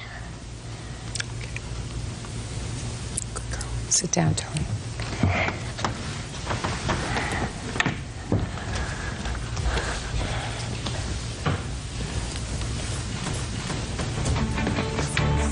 Judge Judy continues in a moment.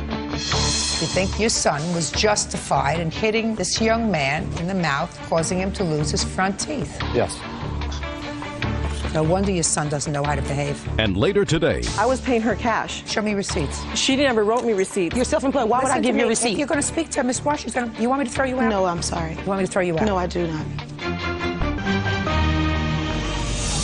real cases, real people. Judge Judy.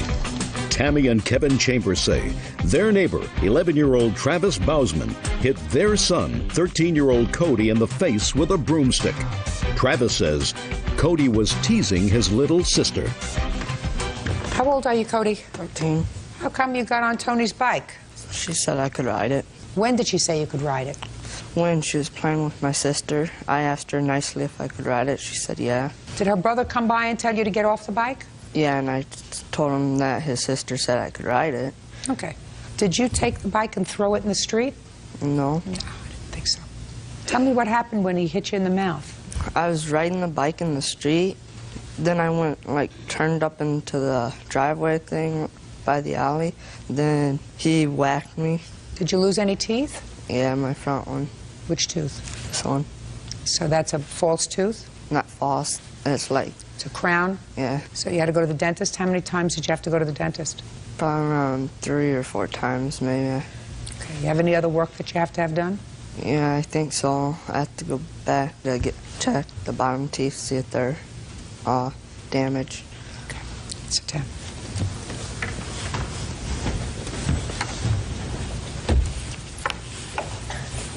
So, you think your son was justified in hitting this young man with a stick and knocking out his teeth? I'm asking you, now that you heard the story, you think your son was justified in picking up a broomstick and hitting this young man in the mouth, causing him to lose his front teeth? I think he stuck up for his sister. That's what I would expect from my son. So your answer is you think he was justified in picking up a stick and hitting him in the mouth over the bicycle. That's what I'm asking you, Mr. Bozeman. Yes. Yes.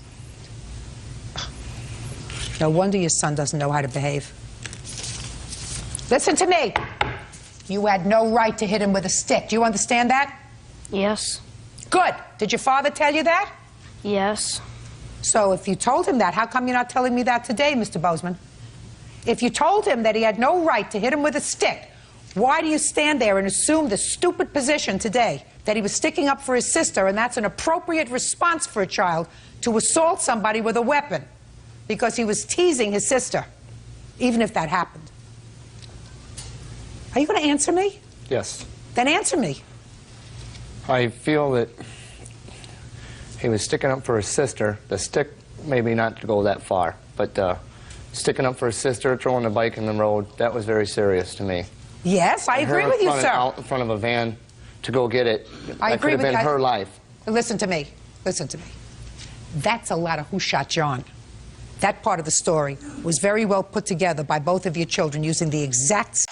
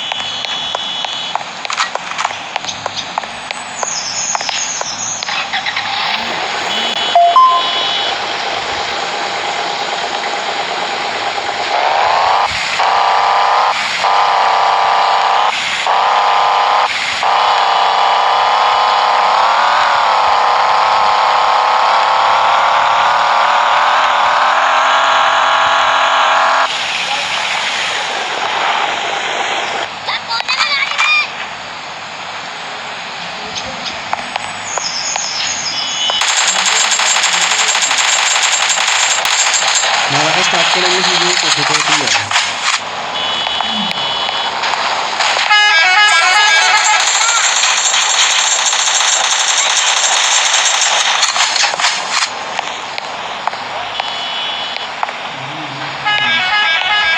Online deh mah terus jirau dulu.